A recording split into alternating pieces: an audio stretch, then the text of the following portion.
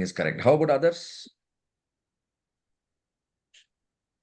Ajay Kumar sir, do you have any question? Well, sir, I also understand that this particular thing is required to just build the hypothesis, means to.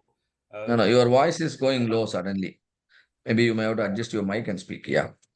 Oh, okay, sir. I think now, am I audible now, sir? Yeah, now you are audible. Now you are audible. Fine, sir, fine. Well, sir. So when we say this is a hypothesis testing, so based on the available or we can say sample data, we want to do some predictions. How the trend is going on, and how the result will be in the next level. So this is the main thing. So there are different methods when when we say one sample or comparison. So these are the different things that we'll learn in the last session. Correct. Okay. But one thing we must understand here is right now, according to the Six Sigma project, all our statements are related to root cause. Right. All our statements are related to the suspect factors, or we call them as potentially critical factor. Potentially critical. And if the study also confirms, then we will declare that the factor is the root cause. Right? So we have to frame the statement in a way that at the end of the study, we should be able to either declare a factor as a root cause or release it. Release it means we don't make any change. Because sometimes what happens, by making some change, we may attract a bad name. That should not be the case. Right. If we make a change, it should definitely fetch result. If we make a wrong change, and all our efforts will also go waste, and we will also attract a bad name, and which we should never attempt. That is why we are performing the hypothesis testing. Good.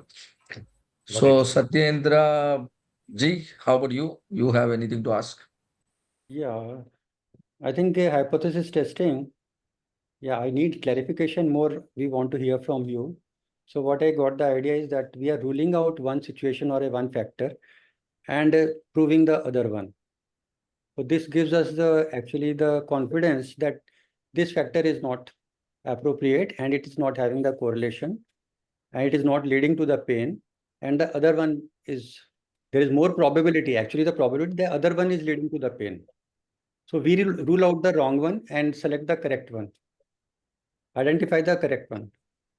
Am I right? Yes. Yeah, to a certain extent, you're correct. Actually, we are trying to check the current status quo. What are we doing right now? Are we doing correctly or are we doing wrongly? The moment you are able to prove that what we are doing is wrong, then you can ask them to change. If you are not able to prove they are wrong, it is better don't make any suggestion. You need not say they are correct, but you are not able to prove they are wrong. So that is how statistics works, right? We are not able to prove. This is called failing to reject null. Failing to reject null. That means we are not able to prove they are wrong, but still we may have some suspect, but we will keep it within ourselves.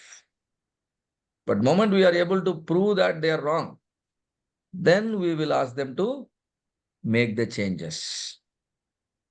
Have I answered your question? Yes. Yeah. So the statistical language is little confusing. But then if you keep on using the language, then you will become more and more comfortable. Right? Because we are checking the status quo. That's what we need to understand. We are not, still the discussion about the future has not initiated. We are not initiated. We are only talking about the present. Whether the present is correct or not. If it is wrong, we'll certainly declare. If it is correct, we'll politely say we are not able to prove you wrong. Understand? We are trying to identify which is more suspect. Yes. We identify the more suspectful factors. This is what is called as the potentially critical factors. You can follow simple methods, experts' opinion, project team's opinions, and your own opinion. With all the opinion, you can separate out the potentially critical factors, and then one by one you study them. for the criticality. To study the factors one by one separately, we call it hypothesis testing. And whichever you are able to prove the significance, they're all root causes. If there are multiple root causes, then you must necessarily perform DOE depending on the problem nature. You may have to go to the DOE and then you can verify for yourself. I mean, verifying the sufficiency. There are multiple root causes, and if you still wanted to understand, ensure, yes, there are no other root causes, then DOE can answer that question. That we will be discussing little later. Good. And others, maybe Vijay Rangan, you have any question to ask? Today, the whole session is, to bring clarity in the analyze space. You can take as many questions as you want to ask. Yes. Yes, sir. But the moment we decide to do the hypothesis analysis, we start with the presumption that there is some fault in the process. Yes, correct. Somewhere or the other, we need to improve on the quality, we need to improve upon the process timings, and which ultimately will affect the decrease in the cost. Correct. We start. If process is going smoothly and giving desired results, is there still a requirement to do the hypothesis testing? No. See, if you are able to say a process is going smoothly, it is better not to disturb. We should never disturb a process which is going, running smoothly, isn't it? We always work on a process where the results are, unstable and results are, affected. In those areas only, we actually perform hypothesis testing and then we make changes. If you are able to understand that everything is going well, then no need to perform any study. Wherever a confusion exists, to resolve the confusion, yes, you can perform hypothesis testing, right? And wherever the doubt is more, there also you can perform hypothesis testing. But wherever there are no doubts and things are going very smoothly, and better not to disturb, right? You don't have to disturb. Okay, great. So let me give a very simple example for hypothesis testing. And we discussed about Virat Kohli's case.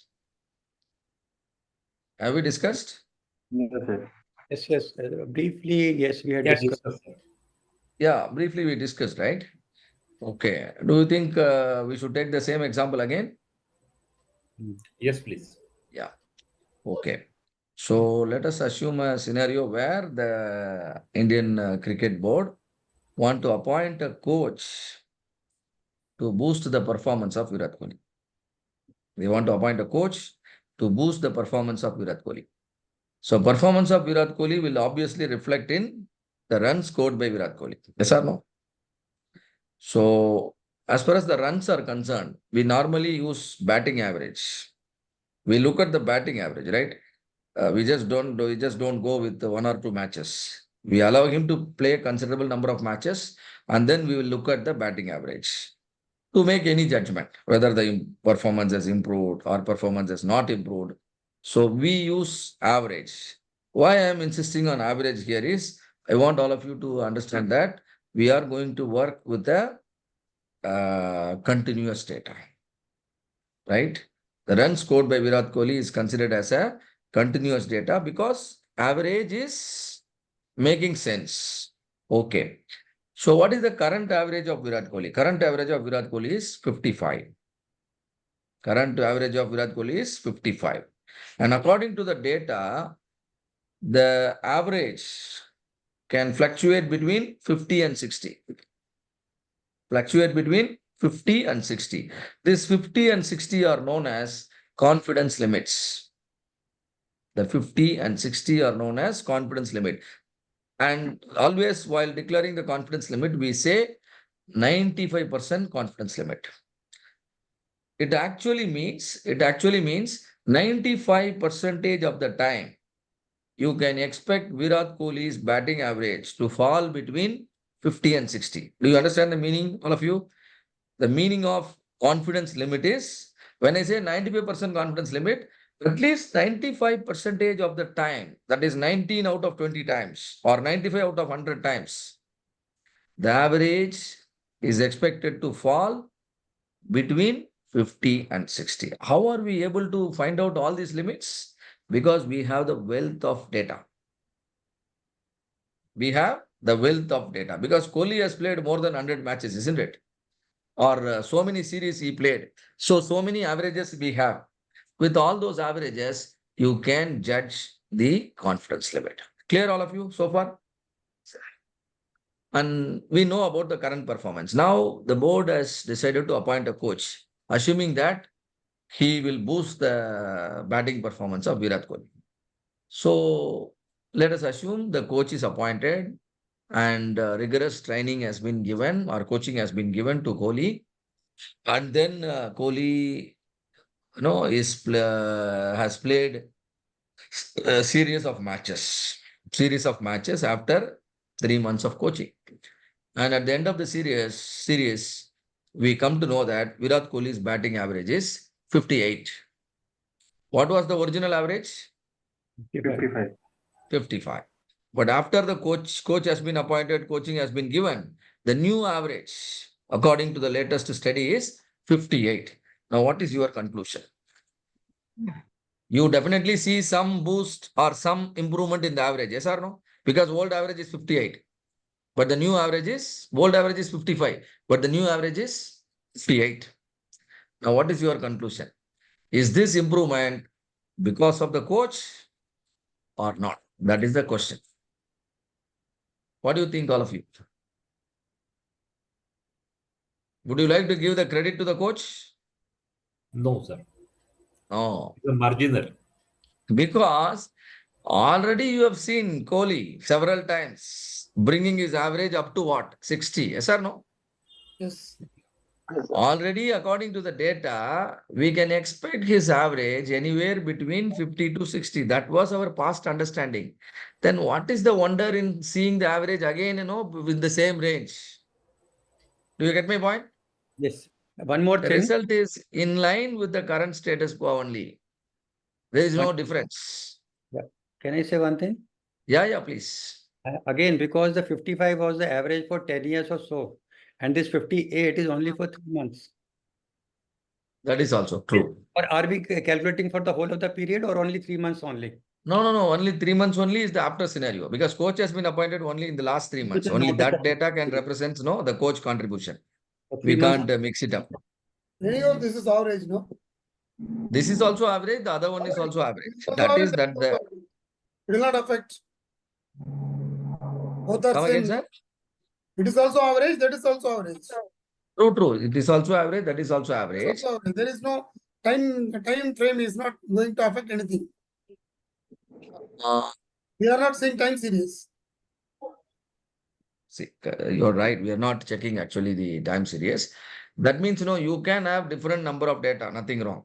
Yes. But the past data is, several years data. You need to understand. That means, your predictions about the past performance, can't go wrong easily because you have so much data about it. Your prediction about the future, yes, the risk is, more compared to the past data because past data we have so much. Always when you have so much data, that will take you close to reality. Yes or no? If we ask you to write the, let's say, green belt exam or black belt exam Yes. 3 times, we can easily find out, your level of preparation. Yes or no? So 1 or Yes. 2 times is easier, but repeating the performance or repeating the data 10 times cannot happen just like that. Okay, so we have before after scenario, the 58 compared to 55. There is a difference. We all accept there is a difference, but we should not use the word significant difference, right? Because significant difference means it should go beyond your expectation. It should go beyond your expectation. Yes or no? These logic we all use in our daily life also. Suppose if you know that your children will be your child, one of your child will be scoring between 70 to 80. Whenever your child scores any score between 70 to 80, you don't show much reaction. But all of a sudden, if she scores 85, you will definitely would like to appreciate your child, because the past range is 70 to 80 only. But suddenly, if they perform better than the expectation, then you would like to appreciate. That means whenever your statistics crosses the confidence limit, you must understand that the deviation is significant. So the definition to use the word significance is whenever our statistics is pushed beyond the confidence limit, you can say that the deviation is significant. The deviation is significant. When I say significant, our decision going wrong is minimal. Our decision going wrong is minimal. I hope you all have discussed, the term alpha. Am I right? Alpha. Normally, alpha is how much? 5%. What is this alpha known as? Significant. This is type 1. Alpha is known as level of significance, Level. right? Significance level. That means the permissible risk. Permissible risk. We are okay to take a risk of 5%. If you are 5%. okay to take a risk of 5%, then you must use 95% confidence limits. You must use 95% confidence limit. So 55 plus or minus, let's say in Virat Kohli's case, 5. And we are concerned about the upper confidence limit only. So the upper confidence limit for Virat Kohli is 60. Current average is 55, X1 bar. And after the coach, X2 bar is 58. So definitely the X2 bar, since the X2 bar is within the confidence limit, we will simply decide like there is no significant difference. Yes or no? The difference is not significant. That means we failed to reject null. Unlike But suppose if the X2 bar is not 58, let's say 68. Now, where are you seeing the 68? Your lower confidence, your upper confidence limit is here, 60. Your average is here, 55. But your 68 is somewhere here, yes or no? Yes. The average is pushed from here to here. If suppose Virat Kohli on his own could have brought the average somewhere here, but this contribution is because of, can you understand? Coach. So definitely the coach contribution is evident. That is what we mean, right? And so in that case, whenever you see your statistics outside your confidence limit, you can say the difference is significant. The difference is significant. If the difference is significant, that means your factor is critical. Whatever factor you study. What is the factor we are discussing right now? The factor is the coach is the factor. Yes or no? The coach is the factor. So the addition of coach is critical. And our statistics has moved on the positive side. That means we want to retain the coach. That means we must try to retain the coach because statistics is significantly improved on the positive side. Suppose if the statistics moved on to the left side, then also significance is felt. But the results are on the negative side. Then we will immediately terminate the coach. Do you understand? Yes. If the statistics has not moved significantly onto the right side or not moved significantly onto the left side, then you have to take a call. You decide. Now you don't have to use statistics in that condition. What is right? you can use according to your experience. Like 58. 58 means, now you can decide to give the coach another 3 months time, or you want to cut his contract immediately. That is up to you. Statistics do not have any recommendation if you see your average within the confidence limit. All of you understand? Yeah. Always, statistics, gives you some information, but additionally, you must mix up, your common sense. So how can we interpret the current condition according to the statistics, right? According to the data available. So let me help all of you understand some statistics behind our discussion. So this is how Virat Kohli's performance over the past year.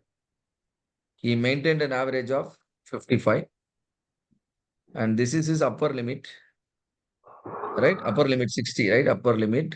Yes. Upper limit is, yeah, upper limit is 60. We call it as upper confidence limit. When I say 95% upper confidence limit, the left side area, the shaded area, this is accounting to how much? 95%. 100%. The right side area, let me use some other color. This is accounting to 5%. All of you understand? Because it is 90 upper confidence limit, to the left of my upper confidence limit, I have 95% area of the curve. To the right of my confidence level, or confidence limit, I have 5% of the curve. Now, what I am trying to understand is, I am trying to find out where is my new average. If my new average is 58, it is here. Yes or no? Yes or no? Yes. 58 means it is inside confidence limit. Yes, You yes. draw a line. Draw a line. One question. Yes, sir. We are saying 5% on the right side. Isn't it 2.5 on either side? No. Both If sides? you are performing a two-tailed test, Okay. then Okay, it right. should be 2.5% on both sides. But in the Okay. case of Okay. Virat Kohli's discussion, we are Okay. interested in testing only the right tail. Okay. If it is going to the left side, that is not our interest actually. So that's why it is right tail. So I am doing it like this. So now 58 is my statistics. And now the right side area of the 58, let me hatch it. Now please tell me by judgment, what will be the percentage of the yellow color region I am hatching? Will it be less than 5% or more than 5%? More than 5%. Oh, very good. So this is the definition for p-value. The yellow color region is nothing but the p-value. The yellow color region is nothing but p-value. What is the definition of p-value? P-value is the area to the right of my statistics. Am I right? P-value is the area to the right of my statistics. Whatever value I observed in my study, and what is the area to the right of it? I'm just checking. Whenever I see more than 5%, I understand my statistics is still inside the confidence limit. You don't have to draw this every time. Whenever you see the p-value more than 5%, what can you infer out of it? Your statistics has not crossed the confidence limit. Can you make out this, all of you? Yes. So whenever p-value is more than 5%, we say fail to reject null. Fail to reject null means what? Now, what will you do if you are the board chairman? Will you terminate the coach? Or will you make the coach permanent? Or what will you do?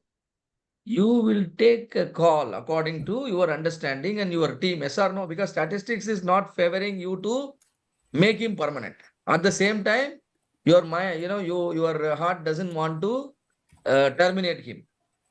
In that case, you may decide to give him another 3 months chance. Yes or no? All of you, do you understand?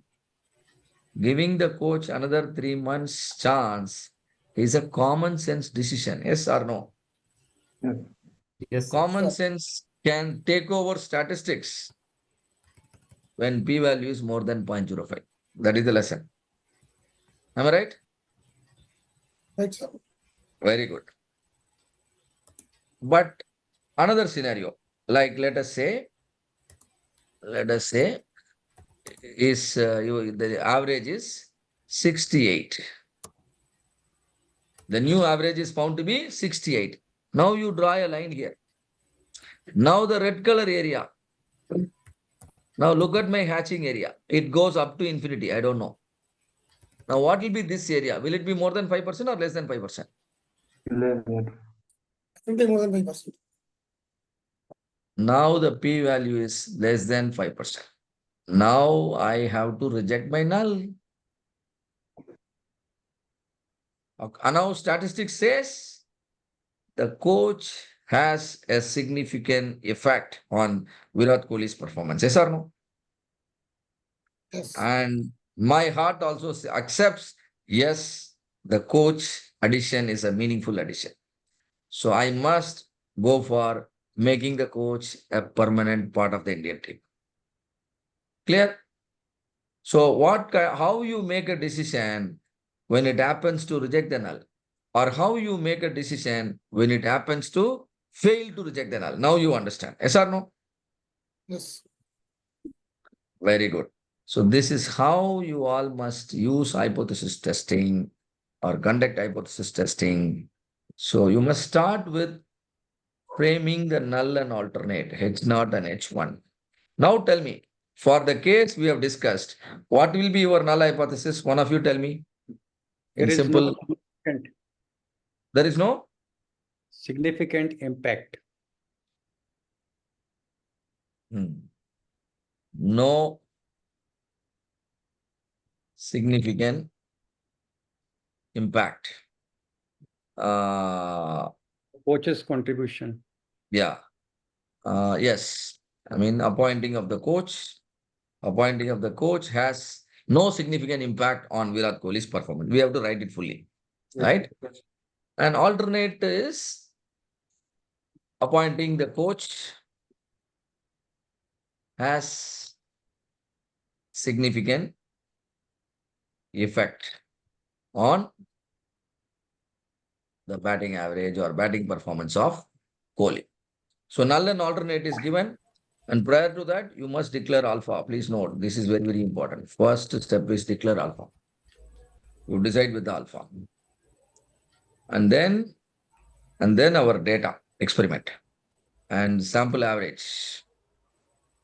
Sample average X bar. X bar can be 58 or X bar can be 68 according to our discussion. But in both cases, mu is same. Mu is 55. And here also mu is 55. All right. But for both the scenarios, we need to somehow understand the p-value. In the first scenario, p-value is more than 0.05. Whereas in the second scenario, my p-value is, p-value is less than 0.05. So here I reject. Here I fail to reject. When I reject, the coach is made permanent. Do you understand? The appointment is confirmed 1 year, next to 1 year. He is confirmed monthly 2 crore salary. Whereas here what will we do? We decide on our own. Yes or no? We make our own decision. As a committee, some committee will be there. Whatever committee says, the committee's decision is final. Let me also bring one more scenario here. Now tell me. Now what will happen to your p-value? Yes or no? Now also now again you reject. But now what will be the decision? Can you see? Now we have to cancel the contract. Yes or no? Yes. Yes, sir. P-value less than 0.05 on the left side leads to cancelling the contract. P-value less than 0.05 on the right side leads to making the coach permanent part of the team. But P-value not less, no more than 0.05, we make our own decision. We don't go with the data. We don't go with the data, we make our own decision. Own decision means not individual decision. A committee will decide. Clear, all of you? This is what is hypothesis testing. Helpful? Yes. Yes, sir. Okay. I also want to bring one more clarity for with all of you. When I say confidence limit, right? When I say confidence limit, you need to understand what is the statistics for which you are locating the confidence limit. For continuous data, we normally use the statistics average. I hope all of you remember, I taught you 3 distribution: population, sample, and then sampling distribution. Do you remember, all of you? Yes. Yeah. Population is all the data together, colleagues' overall performance. Sample is, the individual scores. Sample is individual score. But now, right now, in the discussion, in the previous problem, we are interested in checking the movement of the average. Yes or no? We are not interested in checking the individual scores of Virat Kohli. We are interested in checking how the average is moving. That means what kind of distribution we are working with? Sampling. Sampling distribution. For population, we use the term parameters. Parameters means mu and sigma. Mu is population average, sigma is population standard deviation. For sample, we call it statistics. Nothing but X bar and capital S. Nothing but X bar and capital S. But for the third one, sampling distribution, that is also known as statistics only, but symbol is X double bar. X double bar and SX bar. Do you understand? X double bar and SX bar. What is X double bar? Grand average. Grand average. If Virat Kohli plays several series, then you can calculate average of the averages for your decision making. And SX bar is known as standard error. Do you understand? SX bar is known as standard error. Standard error is nothing but standard deviation of All deviations, specific deviations. standard deviation of sample averages. All of you, do you understand everything I'm writing here? Yes. Very good, fantastic. See, when you are working with average, you might have multiple averages. When you have multiple averages, you can calculate a standard deviation out of it. That is what we call it as standard error. Suppose you don't have multiple average, like the example I explained just now. How many series Virat Kohli played? Only one series. 5 match, 6 match, or 3 match, whatever. When you have limited data, then also there is a way to find out standard error. I will tell you. Standard error is equal to S by root of N. I wanted SX bar. Please note, all of you, I wanted SX bar. If I want to calculate SX bar, then I must have several averages. But unfortunately, I don't have that much time to understand, the significance of the coach. Yes or no? I have to get several averages, then I may have to wait for 6 months, but I can't. Yes or no? So what I do is, I find a shortcut to get an estimate of the standard error. Look at the way I am calculating. Whatever data I have, definitely I can calculate average, I can calculate standard deviation. That standard deviation divided by root of N gives me standard error. All right? Another shortcut method I will write here, which is much better than this is sigma by root of N. See, and it depends on what you have. If sigma is made available, then you can use. But in this case, for Virat Kohli's case, we need to go with this. Okay, what is the significance of knowing standard error? Anybody know why am I calculating standard error? I'll tell you. Here is the distribution of Virat Kohli's batting average. Oh, sorry. Distribution of Virat Kohli's batting average. So the center is the grand average.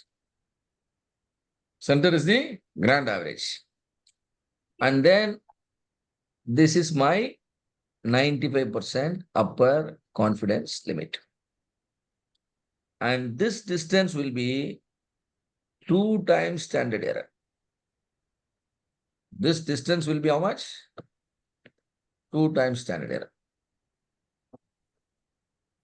You remember, we studied in normal distribution, plus or minus 1 standard deviation, 68.27. Am I right? Plus or minus 2 standard deviation, 95.45. The very, very basic. First time when we studied normal distribution, we used all this number. But this distribution, we have X double bar and then standard error. So instead of standard deviation, we must use standard error. So if you add 2 times standard error, that will help you to locate the 95% confidence limit. All right. So the formula for upper confidence limit is grand average plus or minus 2 times standard error. When I go for plus, I get upper confidence limit. When I go for minus, I get lower confidence limit.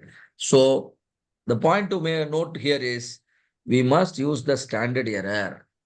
We must use the standard error to locate the confidence limit. Suppose if it is an individual score, not the average, then in that case, for individual score, the center will be X bar, not X double bar. The center will be X bar.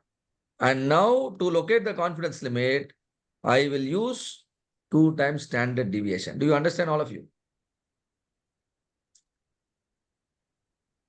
Right? So,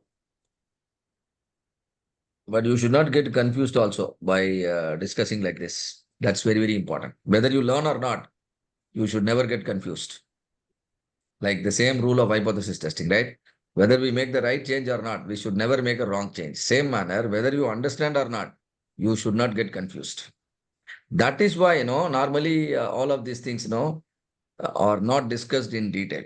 They're not discussed in detail. Rather, we only ask you to look at p-value. Isn't it? Do you understand? We only look at p-value. If it is less than 5%, we ask you to reject. Automatically, you will be correct. If it is more than 5%, fail to reject. What happens in the background, you need not explain every time because it's a globally followed rule. Okay? I explained it because you all you came forward for interaction. That is the reason I explained. Okay. Yes, Naveen. Yes, what is your question? So this works in the case of only right side quartile, right?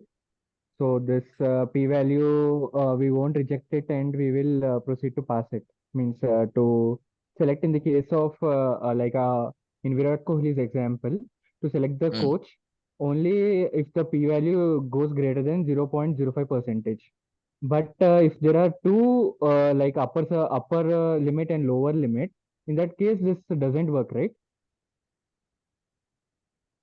See, in the case of the discussion about Virat Kohli, it is first of all a right-tailed test. Yeah. Right-tailed test means we are only interested in comparing our statistics against the right side limit, which is upper confidence limit. Right? And upper confidence limit, let us say upper confidence limit is here. We are interested in finding out whether our statistics is here or here. Yeah. Right? Let me write X1, X2. In the X1, where is my confidence? Where is my statistics? Inside the confidence limit. When I say X2, where is my statistics? Outside. Yes or no? Yes. This is inside. This is outside. Which is significant? Right side one. Yeah, inside one is insignificant. Yeah. That means here the p-value is more than 0.05. Here the p-value is less than 0.05.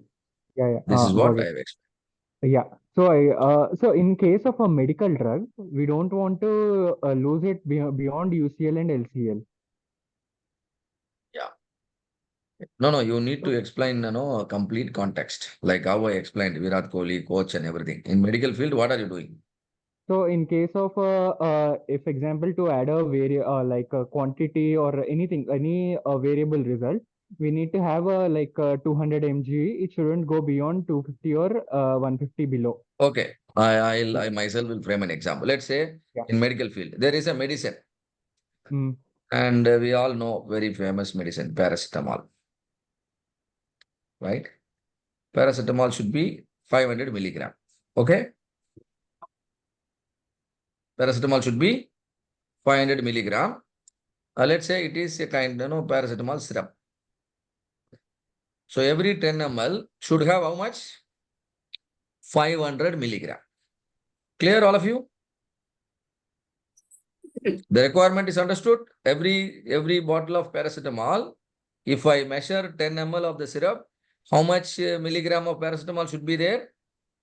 It should read 500 milligram. This is the requirement. I have been producing this syrup, for several years in the past. Do you think I will have plenty of data with me? Yes or no? I Yes. have plenty of data. The Yes. population is known population. The population is known population. And for the population, the mean is known, sigma is known. Yes. Mean is known, sigma is known. The mean is expected to be how much? Come on, 500 milligram. Yeah. This is what we have announced. And sigma also known to me. And the sigma should be obviously minimal. Let us say 0.2. 0.2 milligram. Very, very minimal. Am I right? Yes. That means we always, our process tend to produce a paracetamol syrup in which every 10 ml of syrup will only have 500 milligram plus or minus 2 times 0.2 milligram of paracetamol. Do you understand my point here? Yeah. Now, what is my upper confidence limit? 500.4. Yeah. What is my lower confidence limit? 499.6. What does it mean? What is this telling you? Over years, several years, maybe 10 years in the past, I am able to produce paracetamol syrup where every 10 ml, when I randomly measure, the value falls between these two only, yes or no. Yes. But suddenly one fine day, continuously I took 10 sample. How many sample? Continuously I took 10 sample. I got the paracetamol reading, and the average of the 10 reading is found to be, let us say, 508.34. Do you understand? Yes. What is my reading right now during the test? 508.34 milligram. Can you not understand the abnormality here? Yes. Yes. Over years, you are able to maintain your process, produce paracetamol syrup with the 10 ml of syrup having how much? Only 500 plus or minus 2 times 0.2 milligram. This is what is expected from the process. History. Yes or no? But all of a sudden, during my study, when I calculate my sample average, the average is found to be on, beyond the confidence limit. Now I will immediately ask my team to stop the production. Is my judgment correct or not? Yes. Yes or no? Yes. Yes. Yeah, it has nothing to do with the customer limits and other things. We will have our own limits. Please understand. In hypothesis testing, we have our own limits. Maybe according to guideline, up to 500 plus or minus 10 is allowed.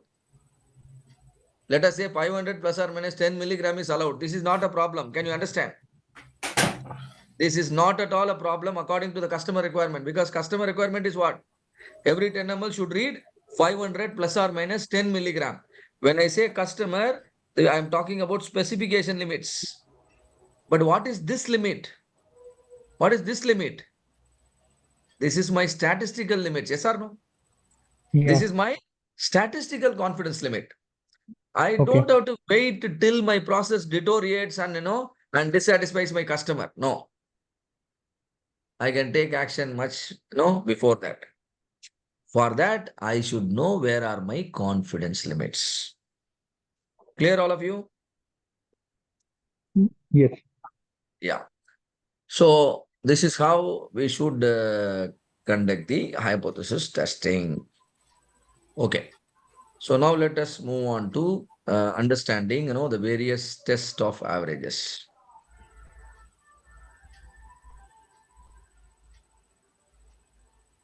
Test of averages. So the same example for my example, paracetamol.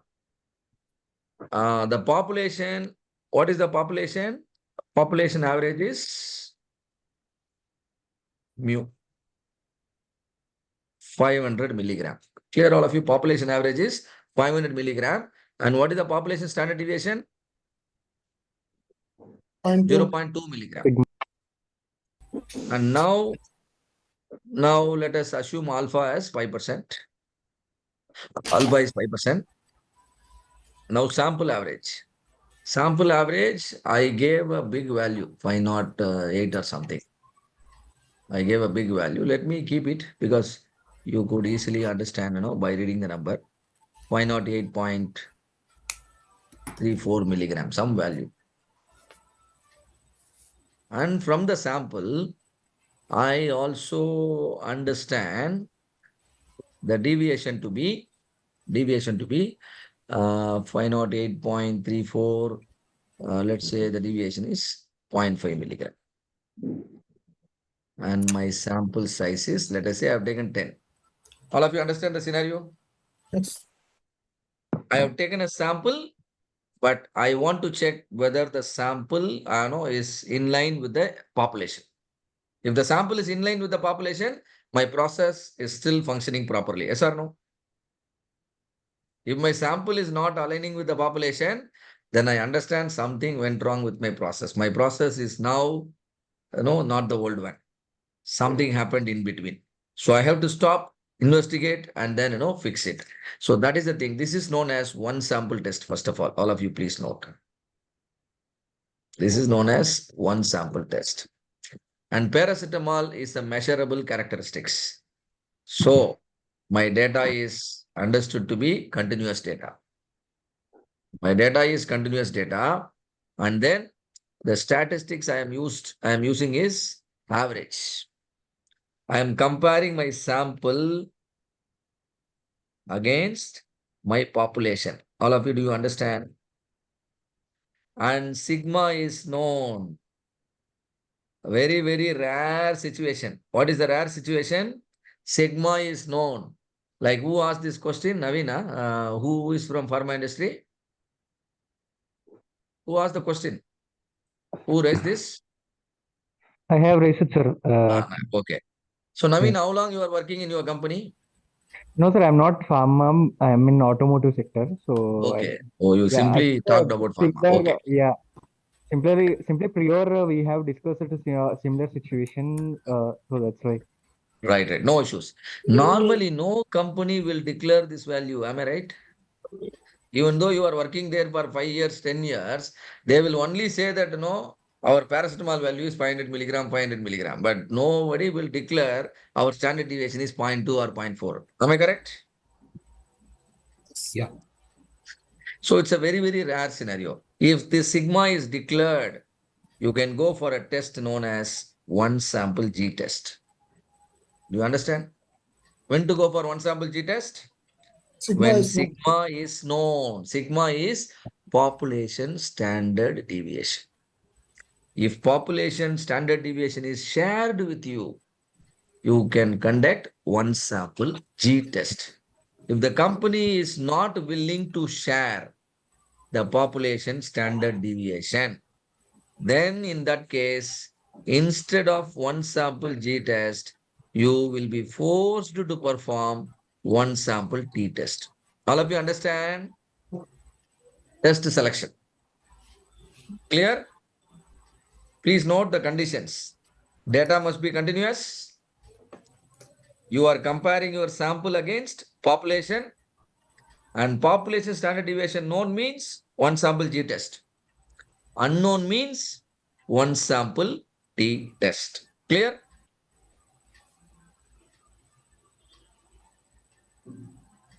Have you understood this?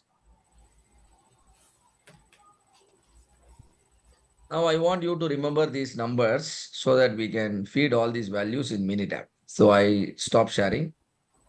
So far you have understood, am I right? All of you? Yes. Very good. So I just share the Minitab screen now. Okay. I'm going to Minitab screen now. So let me recapture the values. What is my mu? 500. Very good. Mu is 500 and sigma is 0.2. 0.2 and my x bar is 508.34. 908.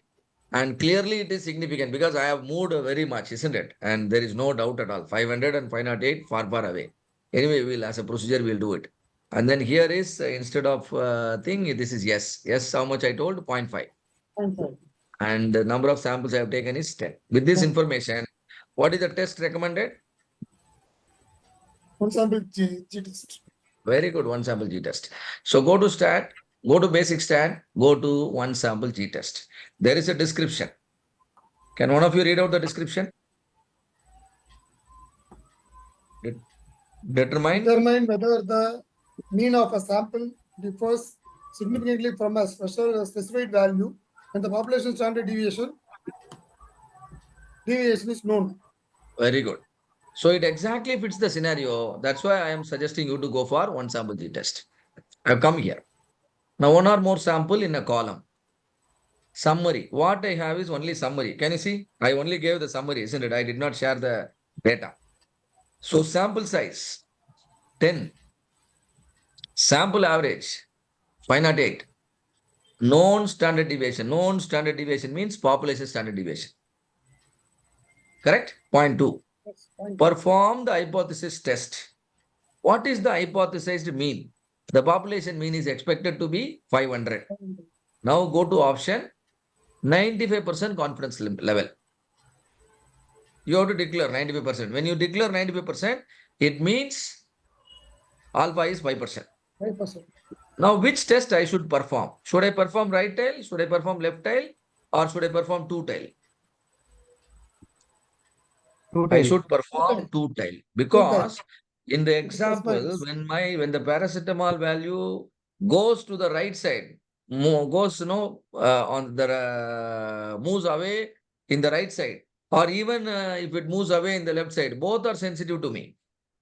So it's a two-tailed test. So I choose two-tail and I give OK, and then I give one more OK. Automatically your p-value will be less than 0.05. Can you see here p-value? What is the p-value? 0.00000 some value. So p-value is less than 5%. Am I right? Yes. So since the p-value is less than 0.05, I must reject the null hypothesis.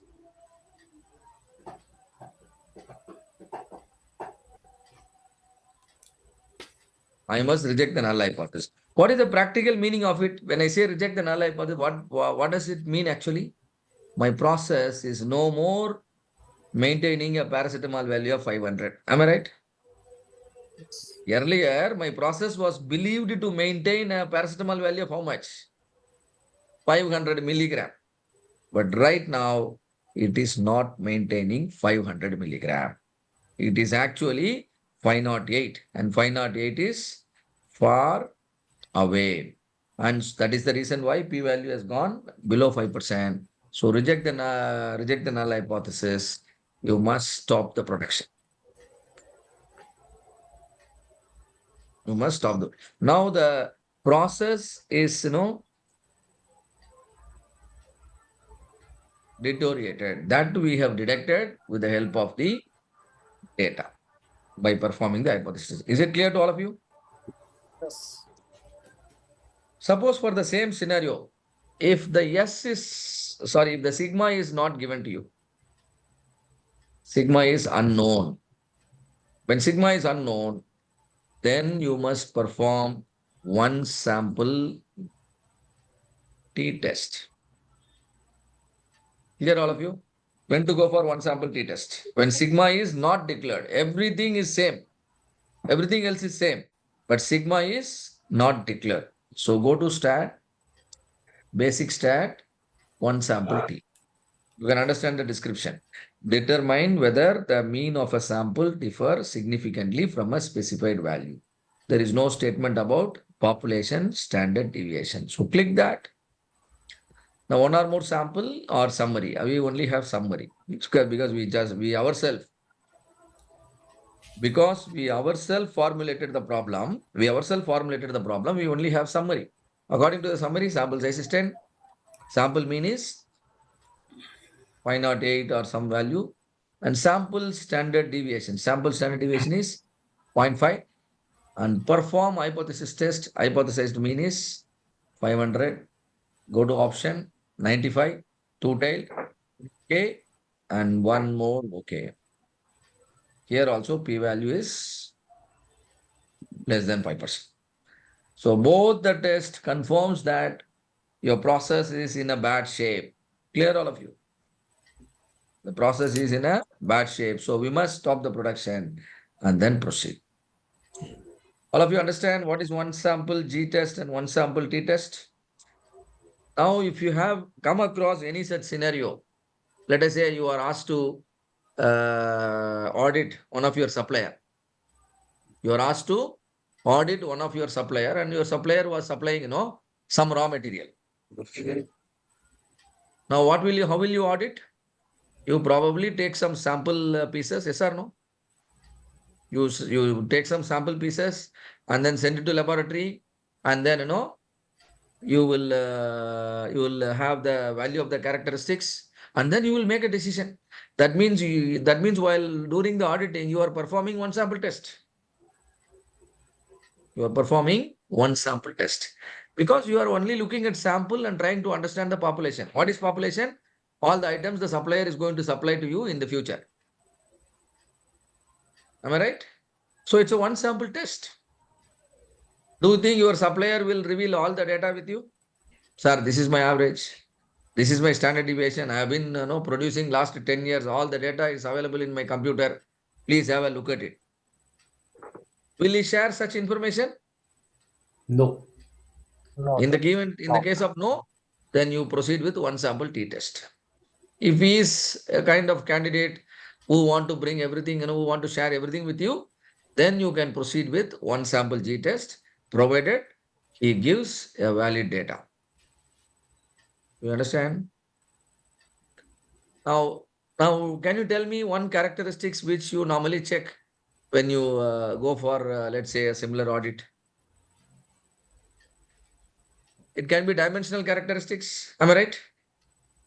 If it is a dimensional characteristics, then it is a continuous data. Any dimensional characteristic is a continuous data. Length, diameter, thickness, hardness, surface finish. Because all of them are measurable, isn't it? Compressive strength, shear strength, whatever. Torque, torque, power, or let's say some kind of electrical measure, voltage, energy, whatever. All of them are, as long as they are measurable, you can proceed with continuous data. You can proceed with one sample test. It can either be G-test or be T-test. Okay?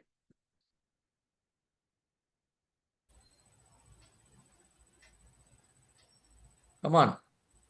You are able to connect, right? The learnings. Now let me also give one more example. Let's talk something about root cause.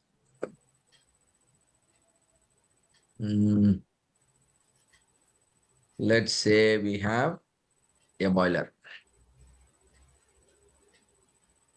Boiler efficiency. Boiler efficiency is Y variable. Your Y variable is boiler efficiency. Boiler efficiency is measurable? Yeah. Let's say measurable. And we are trying to study an X factor. What is the X factor? The operating temperature. X factor is operating temperature. You have no okay. Okay. Before giving you this example, I must give you introduction about the other test. So one sample test is understood. Now let me give the introduction for two sample test.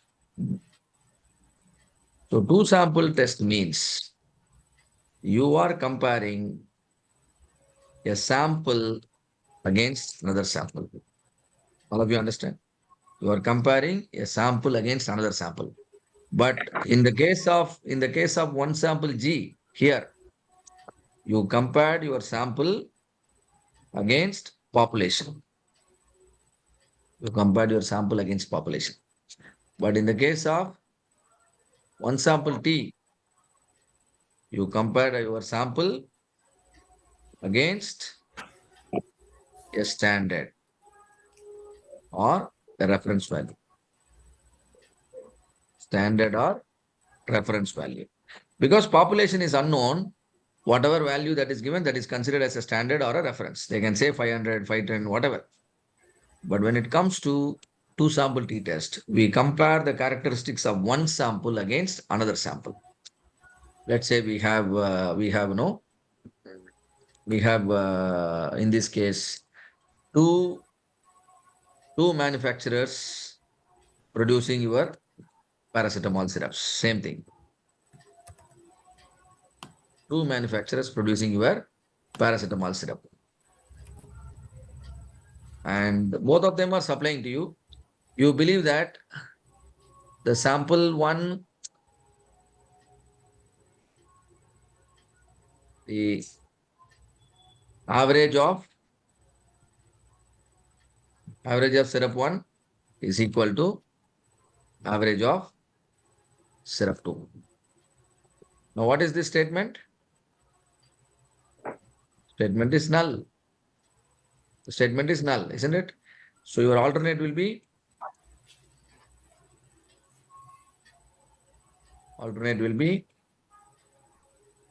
not equal to. Am I correct? You are comparing two brands of products, maybe syrup or whatever. You are comparing two brands and you are trying to understand whether a difference exists. And again, you have to have the data in two columns and then feed it in Minitab and then it will, give the value. Sir, And if the, yes, this null hypothesis, we should have a negative statement or this positive also will do. Like average of S1 is not equal to should be null and alternate should be it is equal to. no. You can't frame it that way. Always equal to symbol should be part of your null. Null. Okay. Equal to symbol should be part of your null. If you want to say less than or equal to, that is agreeable. Okay. Less than or equal to is agreeable. That you can have less than or equal to, let me write. But if you write less than or equal to here, then your alternate will be more than only. I just wanted to clarify. Yeah, correct. Good question. This way you can frame. Anyway, equal to symbol should be part of your null. Okay? Done. So let us talk a few more examples. All of you, do you remember Maggie was banned sometime back, long time back? Maggie was Yes. banned, right? Maggie got banned because of lead content. So lead content is a measurable characteristics, and there was a standard value, and the lead content should be expected to be within the standard value, reference value, FSSAI guideline. But then what happened? At a particular instant of time, a sample packets of Maggie shown a higher lead content value. And that's the reason why a strict action was taken to destroy all the Maggie packets in the market during that period. Maybe several hundred tons of Maggie packets were simply burnt. What was the hypothesis testing used at that time? It is nothing but a one sample t-test. Yes or no? Because lead content is a continuous data, measurable characteristics, reference value is available, and sample average is found to be far, far away from the expected, the reference value, and hence it was a one sample test. Okay. So now what I will do is I'll now take you through the slides, because all the basics I believe you have captured well. And so I will take you through the slides and you should be able to follow easily.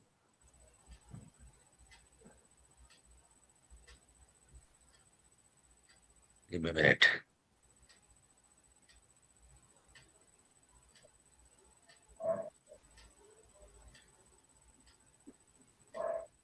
Yes.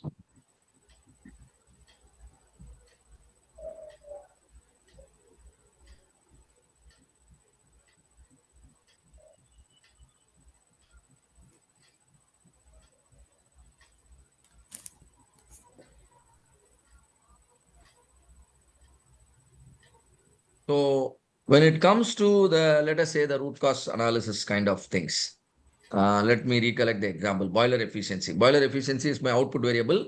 Input variable is operating temperature. Let us assume there are two values available for operating temperature. Operating temperature can be lower range or operating temperature can be higher range. So how many values are possible for your temperature? Low. Another one is high. You have two switches in your boiler.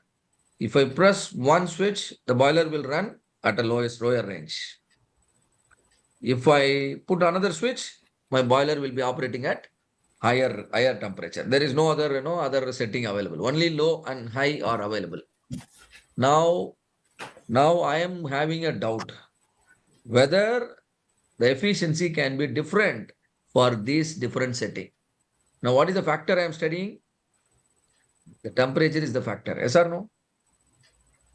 Yes. Low temperature, high temperature. I want to understand whether when I change from low to high, will there be a drastic change in the significant change in the boiler efficiency or not? So this becomes a case of two sample t-test. Do you understand? I can run the boiler at low temperature. Let's say I can run it for 5-10 times. I will have 10 readings of efficiency. I can also run the boiler at high temperature for 10 times. So I will have 10 readings for high temperature, 10 readings for low temperature. For low temperature, I have an average. For high temperature, I have an average. I will also have standard deviation, yes or no? Because I have 10 readings, S1, S2. When I feed all these values, Minitab will throw away p-value. If p-value is found to be less than 0.05, significance is felt. If significance is felt, based on the information coming from the data, you can decide to change the setting. Either you run the boiler continuously in low or you run the boiler continuously in high. Why are we deciding to do that? Because we have seen a p-value of less than 0.05. So now let me share my screen, and then we will see different examples available here. And also, if you would like to bring any example from your workplace, you are most welcome. We can take up that case. And that will be an interesting discussion. Like one participant saying pharma, then we immediately picked up an example and we discussed. That's the best way. So we can talk your example. And see here, the cooking oil manufacturer company, they claim that the fat content in their bottle is 15%.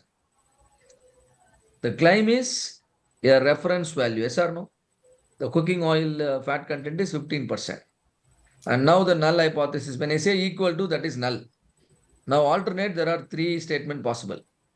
When I use not equal to, it's a two-tailed test. When I use more than, it is right-tailed. When I use less than, it is left-tailed. So that's a case of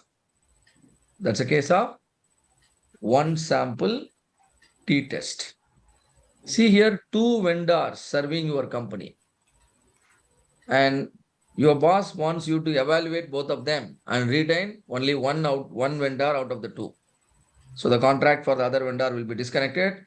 However, the best vendor will be allowed to continue. Now, you would like to use the data. If you want to use the data and make a decision, you are actually performing two sample t-tests. Can you see that here? You are actually evaluating two of your suppliers or two of your vendors, and you are taking a decision. Out of the two, who is good? And so you proceed and retain. All of you understand? This is a case of two sample t-test. Why do I recommend T? Because transaction time is measurable. Now here there are three suppliers. Supplier A, supplier B, and supplier C.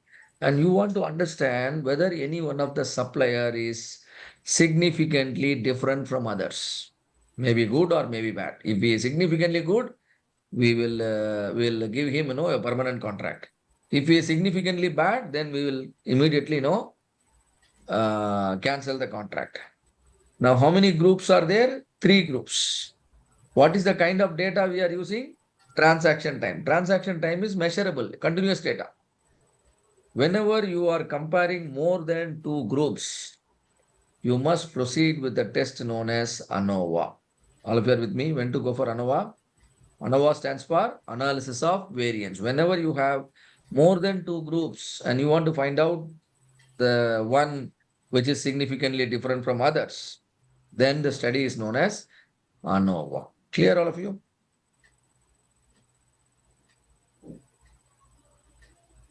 Okay. So, do you understand several tests I've discussed so far? What are the tests I discussed? One sample G, one sample T, and then two sample T, and finally ANOVA.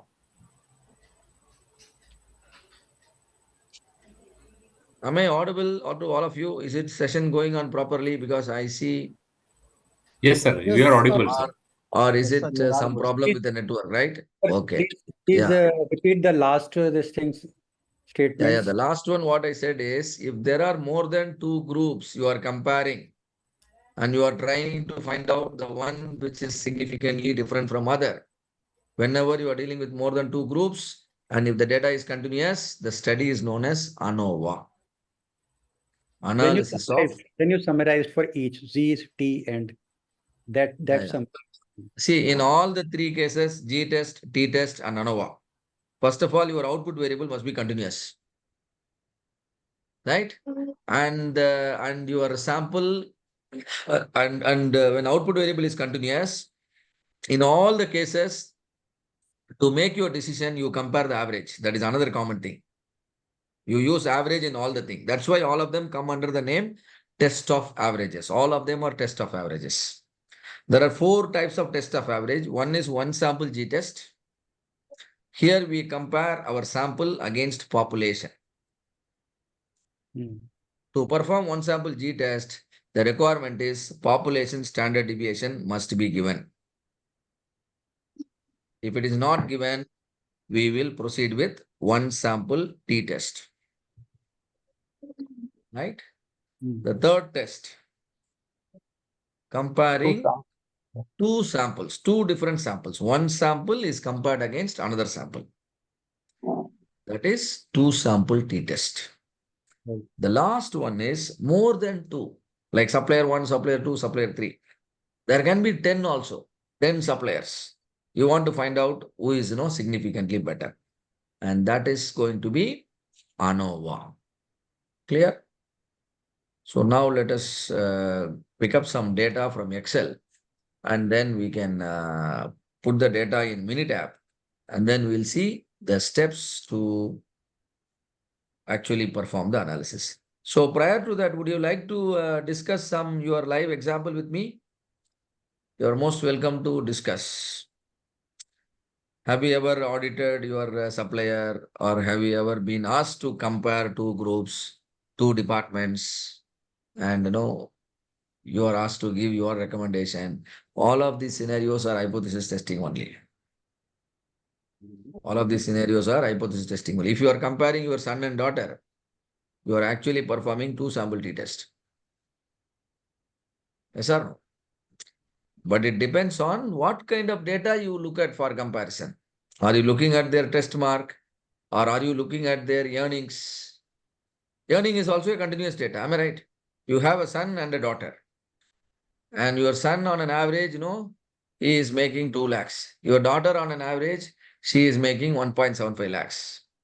Does it mean no, your son has more earning capability and your daughter has less earning capability? If a question comes, yes, statistically you can try to find an answer. The situation becomes a 2-sample t-test. So would you like to bring any example, live example to me? Have you ever come across such situation? It is Let's done say for you have. it is done for Yes, sir. homogeneity of the samples. Like we are drawing the samples from different locations, 4 or 5 locations, and we Fantastic. Fantastic. You have factories in 5 locations and you want to understand whether all of them are performing the same way. All or we right? are having a lot, and we are having a lot of the powder, say maybe 100 kg, and we have spread it, and we are drawing the sample from 4 locations, and we want to check whether we have properly homogenized the sample so that we can consider any sample from any location to be similar to the other location. Fantastic. Since there are 4 locations and you are checking the homogeneity, maybe you will have some way of measuring the homogeneity, isn't it? It's a measurable thing. Yeah, average. So 4 locations you are comparing, at a time. That is ANOVA. You have 4 set of data. Yeah. And you compare 4 and you are trying to find out whether all 4 are same. Or is there anything, significantly different? Significantly different means something wrong happening there. And then you will try to probe further. That is a kind of ANOVA only. Fantastic. Good example. Others, would you like to share anything? Let me give one more scenario. Let's say you have 3 machines. You have 3 machines, same machines, purchased at the same time, but still, suddenly you have a doubt. One out of the 3 machine is, bringing you more problems. One out of the 3 machine is bringing you more problems, because even though all of them you procured at the same time and maintained well, still you come to this kind of scenario.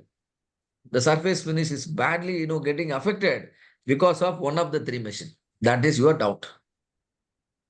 Now, what is the test you need to perform? What is the test you will be performing now? There are 3 machines, right? ANOVA. Again, No, ANOVA, no. because surface finish is the characteristics, which is measurable. So everything, with the measurable characteristic, it will either fall under 2-sample t-test or ANOVA. And ANOVA is a good choice. Please note, ANOVA is a very good choice you can use. So I am sharing my Excel now. And let us look for some data here. And then we'll use that data for feeding in Minitab. And you all have this data so that some of you can also try, doing the same thing like whatever I'm doing. You can do it and demonstrate your learning to others. What is this diabetic tester?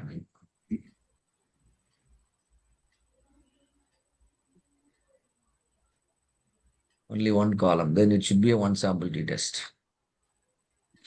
Okay, let us take this. There are 4 laboratory. Can you see here, all of you? Laboratory 1, laboratory 2, laboratory 3, laboratory 4. It is a hospital scenario. There are 4 diagnostic laboratories. And the data typed here refers to turnaround time for a particular diagnosis. All of you, do you understand what is this data about? I have 120 data from laboratory 1, 120 data from laboratory 2, and 120 data from laboratory 3 and 4. And you, as the chief of the hospital, you want to understand, like exact scenario Satyendra was just before saying, 4 facilities. Now we have 4 laboratories. He wants to understand whether all the laboratories are performing at the same level. If they are performing the same level, then they must have consumed, they must have maintained same turnaround time. Am I right? So that is my doubt. So I copied the data because I want to take it to Minitab, because I don't want to go through the hectic calculations involved manually. So I wanted to avoid that. I'm going to Minitab and opening the worksheet, and somewhere here I will paste it. Now I pasted the data. Lab 1, Lab 2, Lab 3, and Lab 4. Now let's do some kind of, the typing work. Because it is ANOVA, what is our null here first? What is the null? The TAT are equal. Am I right? Yes, sir, equal. TAT are equal among laboratories. Then what is alternate? That are not equal, unequal. Otherwise, you can say like this, at least one of them is different. That is at least one of them is different. And alpha is 0.05. All right. Alpha is 0.05. And now we need to proceed with ANOVA in this case. So go to stat, go to ANOVA, go to one-way ANOVA. Go to stat, go to ANOVA, go to one-way ANOVA. Determine whether the mean of 2 or more groups differ. Click that. Now this window has come. Now where is your response data? My response data is this. Response data in one column. No. Response data is not in one column, separate column. Now where is your response? 1, 2, 3, 4. Selected everything. Now go to option. 95% confidence level. Do you want to have a two-tailed study or one-tailed study? Tell me what is logically correct here. Which is the better option here? I want to perform two-tailed. If any laboratory is completing the work well in advance, that also I want to know. If any laboratory, takes more time, that also I want to know. So both sides I want to understand. So two-tailed, 95%. Always while performing ANOVA, you must tick this. What is this? Assume equal variance. You give okay, give one more okay, give okay, one more okay. Now ANOVA has been performed. Now another interesting information has been brought to you to enrich your understanding further. Can you see a graph here which is named as interval plot? Can you see a graph here, all of you? Yes. Yeah. This interval plot can visualize the 95% confidence interval, which I explained to you at the beginning of the session, today's session. Can you see an I section for every laboratory? I section. In each I section, you see a blue dot. The blue dot represents the average turnaround time for each laboratory.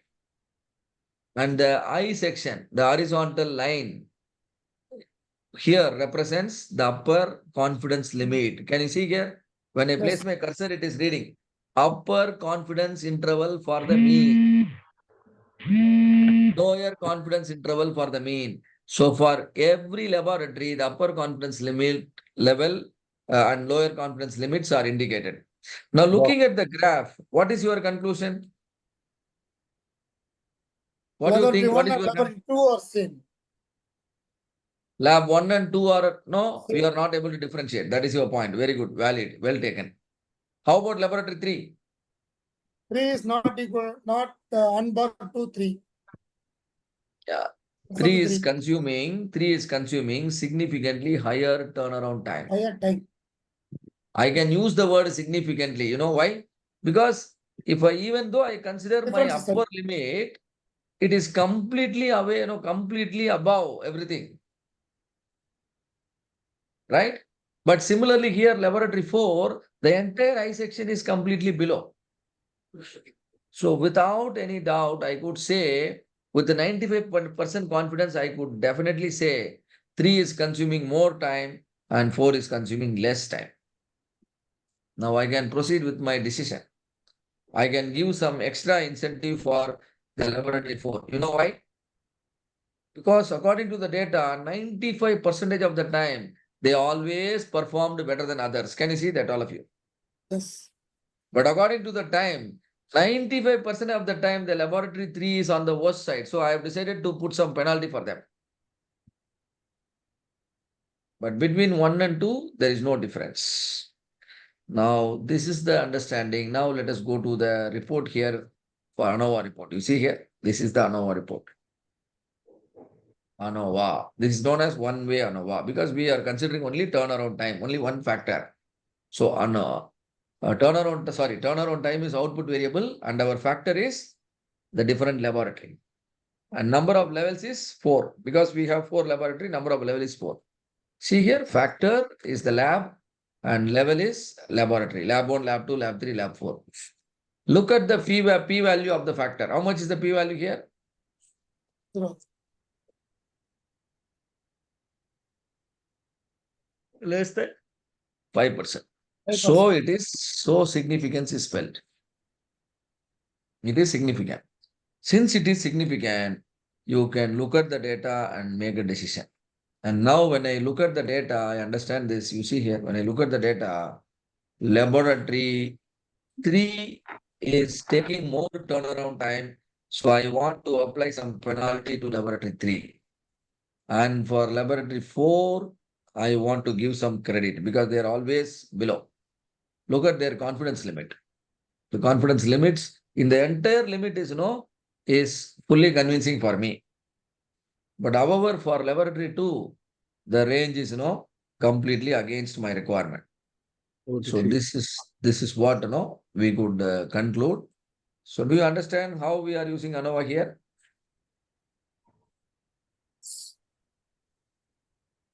Tell me, will you also be able to use Minitab and conduct ANOVA test or one sample G test or one sample T test and justify your factor and Yes. classify your factor as significant or not?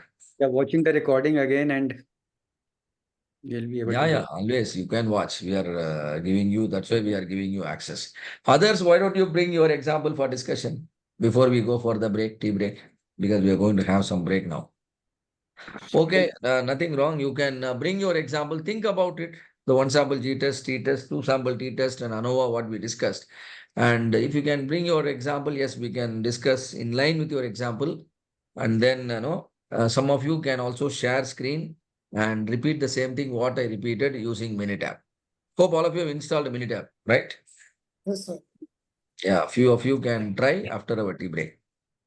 So 8:35 now. So we'll take a short break and we'll meet by 8:45 or 8:48. 15 minutes break we'll take. Okay, sir. Super. Please go ahead. Yeah. Just please give me just a moment. Yeah.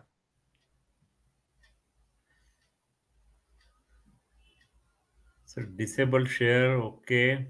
Okay, I'll enable, no problem. Yeah, enabled. Sorry, my video was off.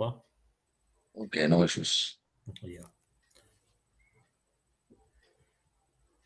Window.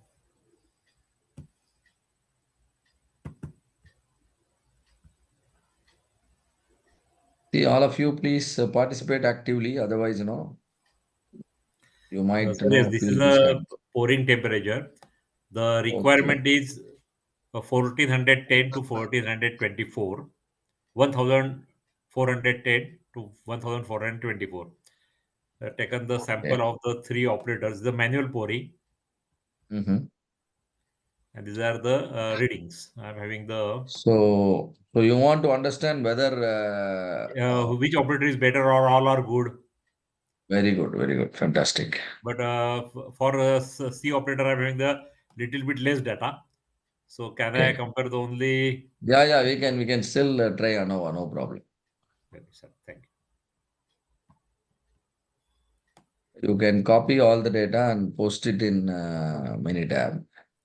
Okay, sir. So I will share the heading just like this, ABC. Yes, no problem. Okay, sir.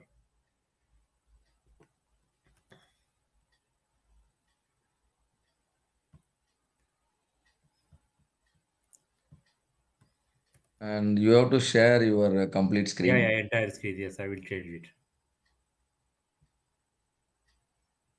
Similarly, others also, if you have some data and you would like to discuss, yes, this is the opportunity.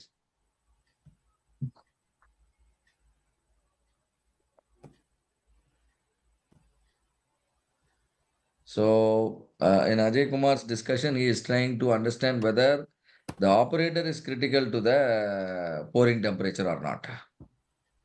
Right? If any particular operator is maintaining a higher pouring temperature or a lower pouring temperature, it's not good for the process. So the root cause is, I'm not able to. suspected to be the operator's skill in pouring the molten metal.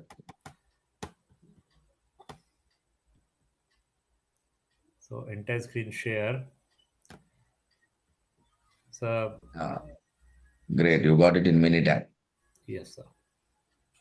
And now you can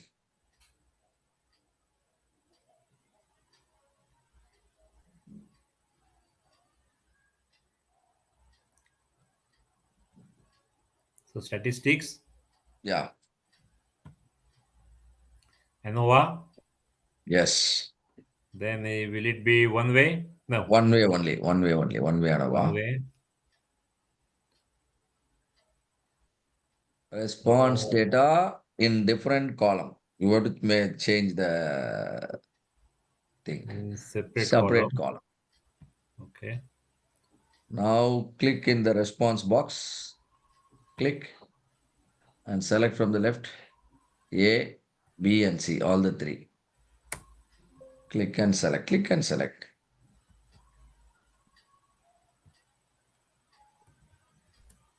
Yeah, on the bottom you have a select button. Bottom. No, bottom left, bottom left. Yes. Sir. Yes, yeah. Now go to options. 95% confidence level. Two-sided, Yes, let it be two-sided. And you have to assume equal variance. I'll also teach you why we are assuming. So give OK now. And one more OK.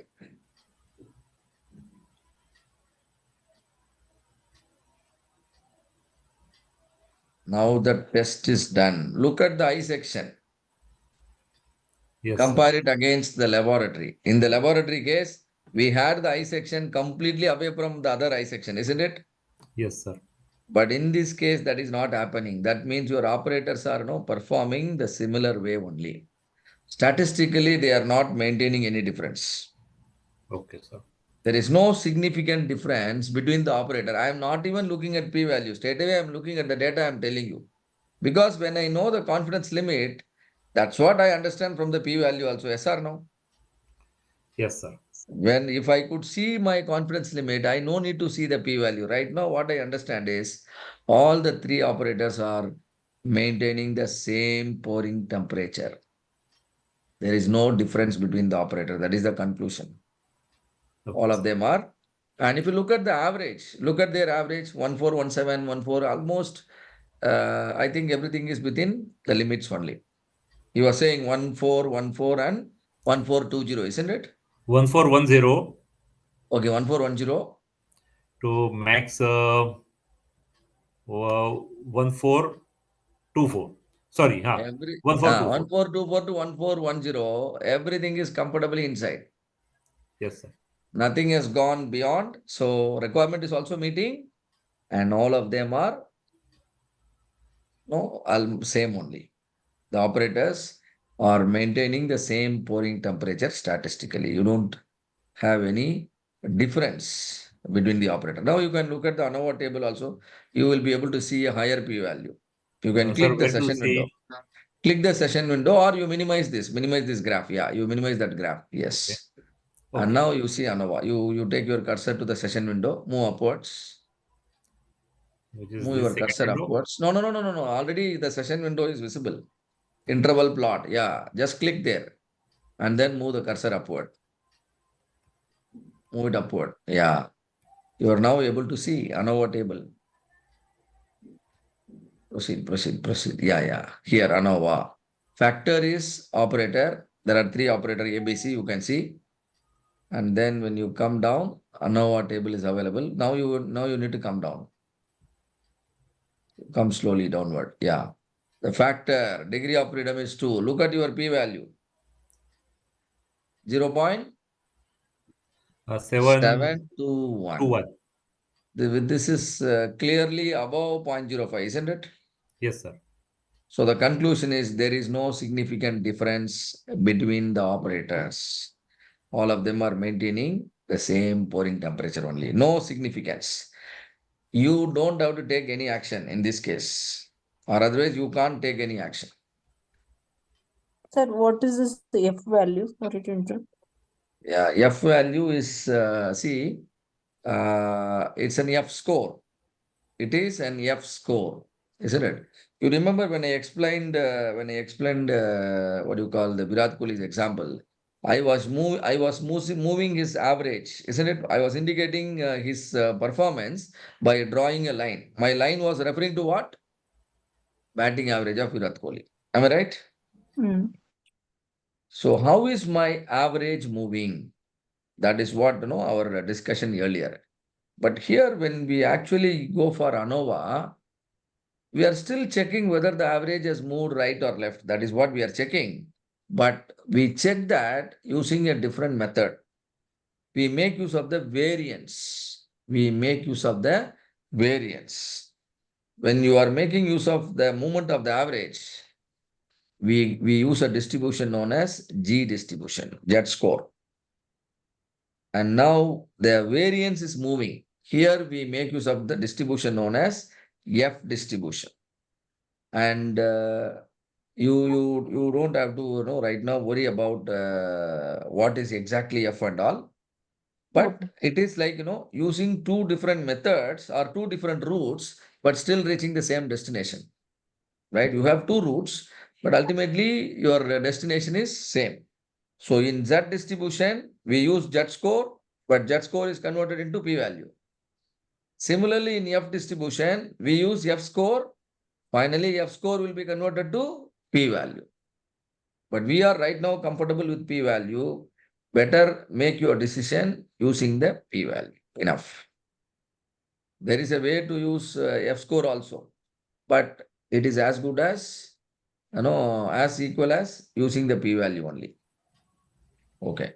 Maybe at the later point of time, I will touch on this. What is this F score and everything. But right now, I don't want to explain because it might lead to little confusion. But it is calculated from the ANOVA table only. Can you see 0.8557? There is a value in ANOVA table.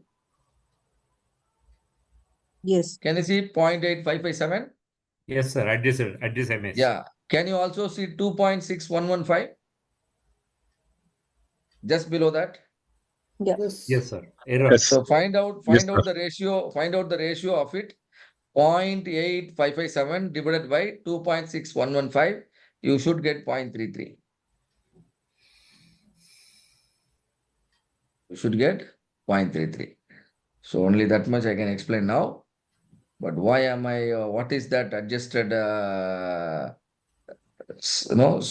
Mean sum of square for the factor, for the error, and little more we need to understand. So then you will be able to appreciate much on the F score. Right now, F score is already converted into p-value. Just take your decision. Since p-value is more than 0.505, 0.05, we are not able to see any significant difference between the operator. So the operator factor is not a root cause. Clear? You got your answer? Yes, sir. You had a suspect on the operator, but data says operator is not a factor. But still you want to do something on your own, we'll leave it to you. But the recommendation is operator is not a root cause. Okay. Thank you. Okay, so your study is over. Your particular, hypothesis testing is over. Others, anyone else you would like to I will discuss share, sir. anything? I will share, Yes, sir. sir.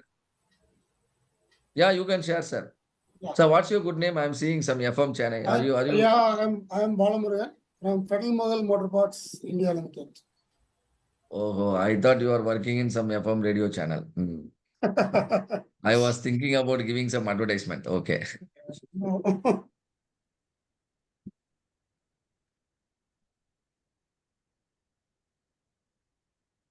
Yes, sir. You can share your screen.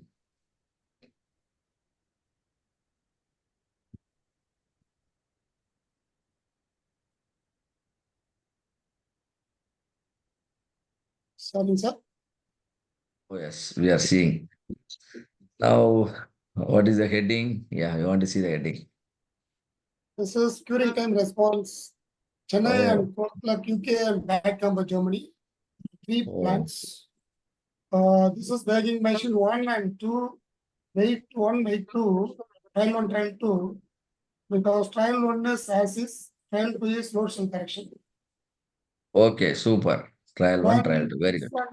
bagging cover length after trial 1 is as trial 2 is yet modified. Very good. Super. He has a chance for 3 hypothesis testing. And that's fantastic, to learn from him. So there are 3 hypothesis testing, but in hypothesis testing, we always test the factors one by one. So let's consider first one. First one ANOVA. is cutting response time, which is ANOVA, one-way ANOVA. He is just trying to understand whether there is any significant difference in the curing response time between different location, like Chennai and few other location, right? You can select, and if the significance is felt, you might take some action. If there is no Yes. significance, no change is required. Do you also want to put it in Minitab? Yes, I will. Yeah, you can copy paste and put it, and you should have shared the complete screen so that all of us can see your Minitab also. It's not sharp. Data is sharp, not sharp. No, you have shared only Excel, so please stop share and Yeah. then reshare, and you must share the complete screen so that we can see all your tabs.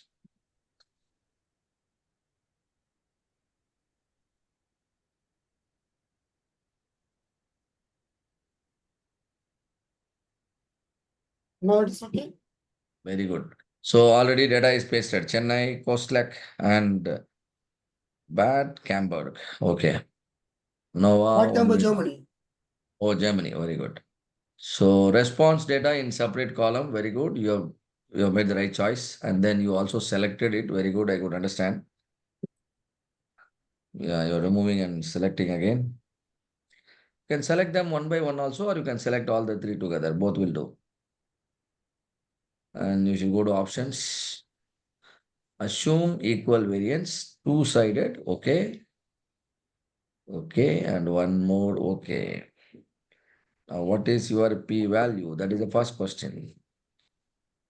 Come down, sir. Go click, click inside and then slightly scroll it up. Yeah, look at the p-value. P-value has gone already. Just move up. P-value. What is the p-value? 0 less than 0.05. That means you have some significance between the location. You are getting different curing response time from different location. Now, it makes sense to read from the data. Now, go down and look at the data. What is the average curing time for Chennai location? Look at the Chennai location. Chennai location is maintaining a very low curing time. Can you see that? Yeah, 28.19. And Bad Camberg, Germany is maintaining a Oh, very yes. high curing location. So now you have to make a decision. What is your requirement? You want to go with the lesser one or you want to go with the higher one? What is the lesser one? That means Chennai is best. getting it done at Chennai is Chennai is best. the best option for you. Yeah. So this is really a critical factor. Can you understand, all of you? Location is found to be a critical factor. Location is one of the culprit here. Do you understand, all of you? All right. And that is Yes. evident from the interval plot also. You can see the interval plot. I section, you will be able to see the I section. Look here, I sections are standing, in separate location. Can you see that? If I move any of the I section horizontally, it will not interfere with other I section. Is my language correct? You are Yes. understanding? Yes, sir. If no interference happens, that means they are significantly different. Right? So there is a significant difference between, among all the 3. And if lower curing response time is the better option, then Chennai is the best option. Hereafter, probably you can get your work done all in Chennai only. Yes, correct. You can avoid, going to Germany and other places. Chennai is the best place. What is the next step for Chennai, sir? Can Next they step go for for improvement of the dispersion standard deviation improvement because it is higher slightly in Chennai? See, you are worried about the variance in Chennai? Yes, sir. Okay. Data. But I think still it is acceptable, isn't it? Because he is talking about response time. It is. Yeah. Yes, response time is Chennai is okay. Yeah. And the We can, maximum itself, see 95% interval itself, the maximum itself is somewhere around 35 or something. That's still, I think it is okay for him. 32. yeah, The lower confidence limit is 26. 26 to 32 is very much, advantageous compared to other places. You can proceed with Chennai. yes, That is the conclusion. And now I want to educate all of you on the assuming equal variance. Sir, please click your cursor in the worksheet. Chennai, Costec and Batcamber. Yeah, you click there. Now you have 3 columns of data, and one requirement for ANOVA is the variance should be more or less equal. Because like Satyendra was exactly pointing out, the I section, variance is more. But actually, it is not actually. The I section having almost the same interval with the caustic also and Batcamber also. Am I right? It's not Yes, that sir. only Chennai, the interval is wider. Everywhere it is wider. Am I right? So this is a Yes, sir. requirement because we are going to base our decision on the average. Whenever you make decision using average, the variation in your data is expected to be same. So now we are going to test whether the variances are equal or not. But visually it looks like they are same. All of you are with me on this? Yes, And now statistically we are going to check. Now, sir, you can type. Is there a possibility to type? Maybe in the session Yes, sir. window only you should type. Session window. Come below the graph and then type. H naught. Yeah. Come below the curve and then type. Come below, well below. You scroll it down from the right side. You have a scrolling bar, no? You pull it down. Yes, Yeah. on the right. Arrow is there at the bottom. Yeah. Downward pointing arrow. Yeah. Yeah. You come down and then here you can now type. Somewhere you can type. it's not possible. First time it will be like this. No, Oh, I think it's uh, click the arrow. yeah, you have to click somewhere and then bring your cursor downward. It's not clicking? no, there is not clicking this. It's Oh, not coming. really? Yes, Is it so? Okay, then no problem. You can type in the spreadsheet itself. We'll not use it. yes, Yeah, H naught. H naught is variances are equal. H naught is variances are equal. Actually for Chennai, Caustic and other things. And H1 is variances are not equal. Now what we are testing is we are going for a variance test. The other name for variance test is, there is a name, Bartlett test. The name of the test is Bartlett test. Let's see, the Minitab will automatically generate the report. Now let us do the variance test. Sir, please go to stat. Go to ANOVA. Come to test. Wait. Test for equal variance. Test for equal variance. Just down. Yeah, test for equal variance. Now data in one column. No, data in separate column. Data in separate column. Response. You click in the response.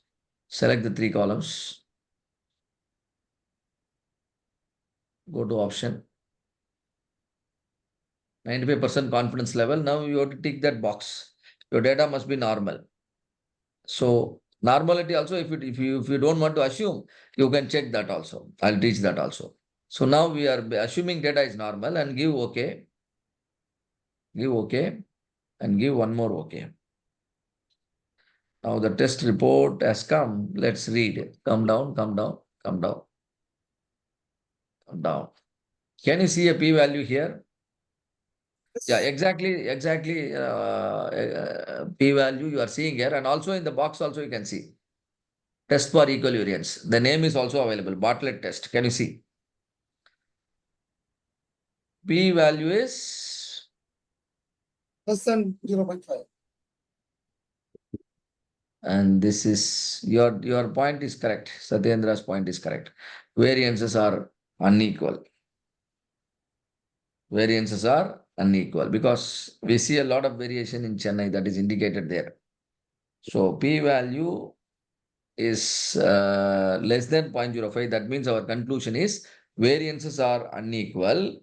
But still, if our Balamurugan sir believes he can tolerate this variation, he can still go ahead with Chennai. Do you understand, all of you? Variations are a little higher in Chennai, but still, since they keep a very healthier average, I can accommodate that variation. Is the discussion logical, all of you? Yes. Can Yeah. Chennai take Fine. a 6 project and improve the variance? Yeah, if there is a need, you can ask the Chennai plant to reduce their variation. Yes. Obviously, that's possible. If they are getting a business, yes, they will definitely respond to your request. Yes. And now let's also check the normality of the data. And for that, sir, please go to stat. Please go to stat. Again, go to basic stat and come down to the normality test. Come down to the normality test. Yes. Now variable. Maybe you can select one variable, I think, Chennai. Click. And you don't have to do anything there. And test for normality, Anderson Darling, that is already properly selected. Now Yes, you Anderson. can simply say okay. Now you are able to check the normality of the Chennai data. Normally, data is expected to be normal. Please, all of you. Null hypothesis here is data is normal. Look at the p-value straight away. Look at the 0.296. p-value. 0.2 is more than 0.05. So you can't reject the null. That means your data is normal. Do the same thing for your Kostlek and Batcamber. Basic stat. Normality. Kostlek. Same thing. That's all. Give okay. Here also p-value is more than 0.05. Here also data is normal. You don't have enough evidence to say that no data is not normal. You can't say. That's why we accept. Now the Batcamber. Same thing. Here also p-value is more. Do you understand? We have tested normality. We have tested for the variance. Then we performed ANOVA and we made all the required conclusion. Sir, Now what does the Balamurugan graph is show? 95% confident. With 95% confidence, he is able to proceed with Chennai. Yeah. Somebody is trying to ask some question. Please go Yes, ahead. sir. What does the graph show in that in that plotting? It's a logarithmic value. You see, statistical procedures, to understand it, we have to take a deeper look and we need to actually, understand the steps. But here, what is expected is we expect all our data points to appear closer to the red color line. Can you see there? Yes. If all the points are closer to the red color line, then, the normality is very high. But some points are away from the red color line, but still it is not to the extent of concluding that data is not normal. And that is what we are inferring from p-value. So a statistician known as Anderson, he created this procedure. Like the procedure is Anderson-Darling test, and he used some log normal value. He converted the data and then he used it. There is another way of checking the normality, and that all of you can understand. Sir, please go to stat. Sir, one question, sir. On the Yes. y-axis, are we having the cumulative frequency? Come here, let us see the y-axis. In percentage, cumulative frequency we are having means normality we are testing. It will give a normal distribution if we plot in the form of a graph. Correct. That is what. Frequency distribution, it will give normal distribution means that if the normality is there. Bell curve. Because if it is a cumulative frequency, I'm not sure. I don't know. I'm just asking you. Oh, it is not actually the cumulative frequency. It is, a kind of log normal sheet it is. I'll show you a Okay. simple way. Go to stat, please. Go to stat. And basic stat. display, go to graphical summary. Go to graphical summary. Now go for the Chennai region. Select Chennai. Okay. Are you able to see the histogram straight away? Yeah. This is a visual study of the data. How is my data distributed in the form of a histogram we have drawn. But always the problem with visual is we tend to make some assumption. So to overcome the assumption, some steps are created, some metrics are established, and we make decision with the help of the metric. And that metric is appearing here on the right side also. Can you see that? Anderson-Darling normality test and the p-value is 0.296. If you are able to understand your bell curve is a normal bell curve, proceed with just eye judgment. But if you are confused with eye judgment or you are not able to make effective use of your eye, then you need to use p-value. Because when we say normal, you can't get a perfect normal, always with your sample. This is very much, known fact. We have taken, he has taken some value, some 30, 40 data he has. But with the 30, 40 data, we are not able to say that the data is abnormal. So we end up saying that data is normal. You understand what I'm speaking, all of you? Yes, sir. That is the point. So this is an easiest way because we are seeing the graph right in front of our eyes. Whereas in the Anderson-Darling report, some transformations were done in the data. If the data is normal and if you perform the transformation, all your transformed points will lie along the, the red color line. So that's how it is. So this ANOVA is done. Now let us move on to the other test in your Excel sheet. So today's session is only to equip you, thoroughly on the hypothesis testing. Now, what is that bagging machine trial number 1 and trial number 2? Is Yes, there sir. a difference between trial 1 and trial 2, right? That is the doubt. Trial 1 is as is, trial 2 is load cell Okay. correction. Whether the correction has brought the needed changes or whether the correction has achieved a significant improvement or not in terms of the weight. Weight is a measurable characteristics. All of you agree? Yes, sir. And so there are two groups, trial 1 and trial 2, as is and then load correction. So what kind of test I can do here? What is the hypothesis test I should do now? Sample versus sample, we can say. Yeah, that is known as two sample test. Sample test. Two sample t-test. You can go for two sample t-test. Also, you can go for ANOVA. Also, you can go for ANOVA again. If you like ANOVA very much, then you can go ANOVA also. Or you can also go for two sample t-test. Let's go for two sample t-test. Copy. Go to Minitab. Paste it. Yes. You are now ready to compare C6 and C7. Stat, basic stat, to sample T. And separate column or own column. Yeah, own column. Now sample 1, you declare, click inside sample 1.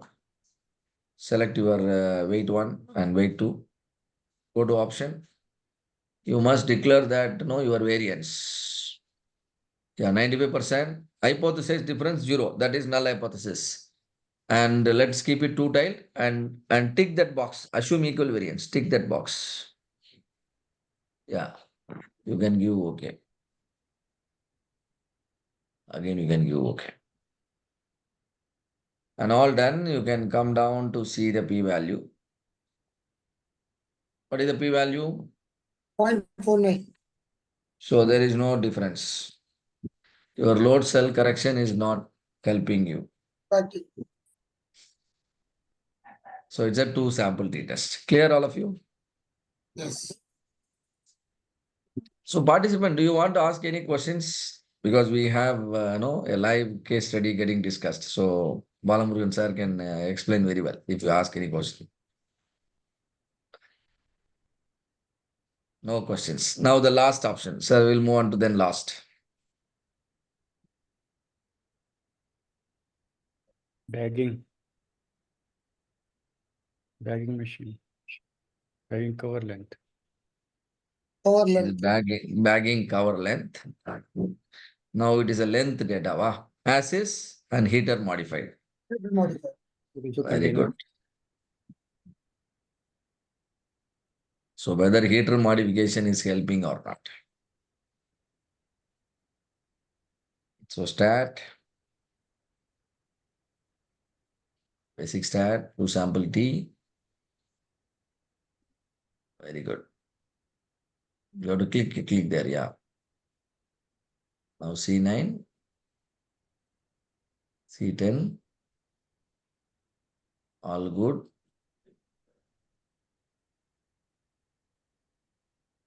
P-value. 0.16. Not significant. See, at the 5% level of significance, we are not able to confidently say.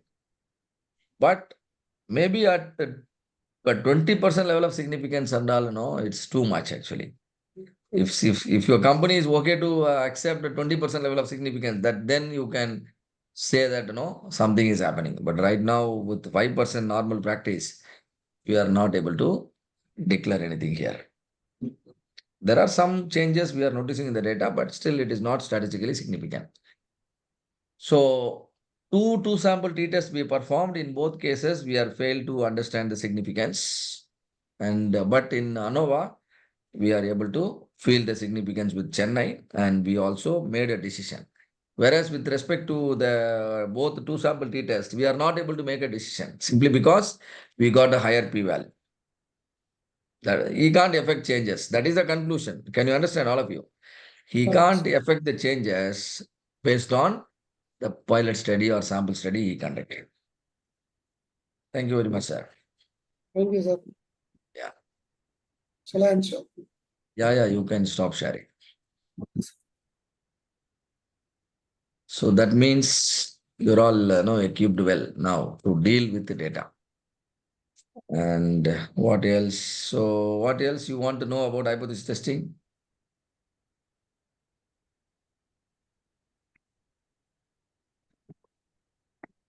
Any questions?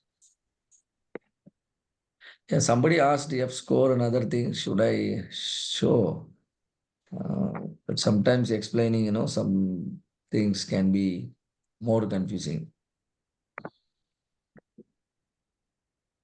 Okay. Maybe instead of explaining your F, I will explain G. And then if you understand, then that will be great. Okay, let me share my slide again.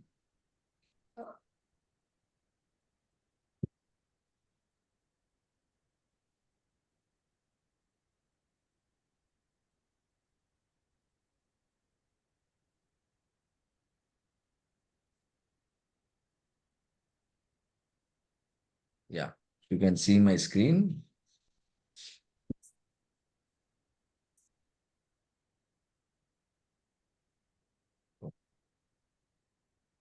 Okay. And so see here, what is this? Yeah, the same problem. Fat content in a cooking oil is expected to be 15%. And in order to verify whether the fat content is really 15% or not, we have taken a set of 13 samples. You see here, we have taken a set of 13 samples. N is 13. And sample average is 16.6. Sample standard deviation is 2.06. Population standard deviation is also given.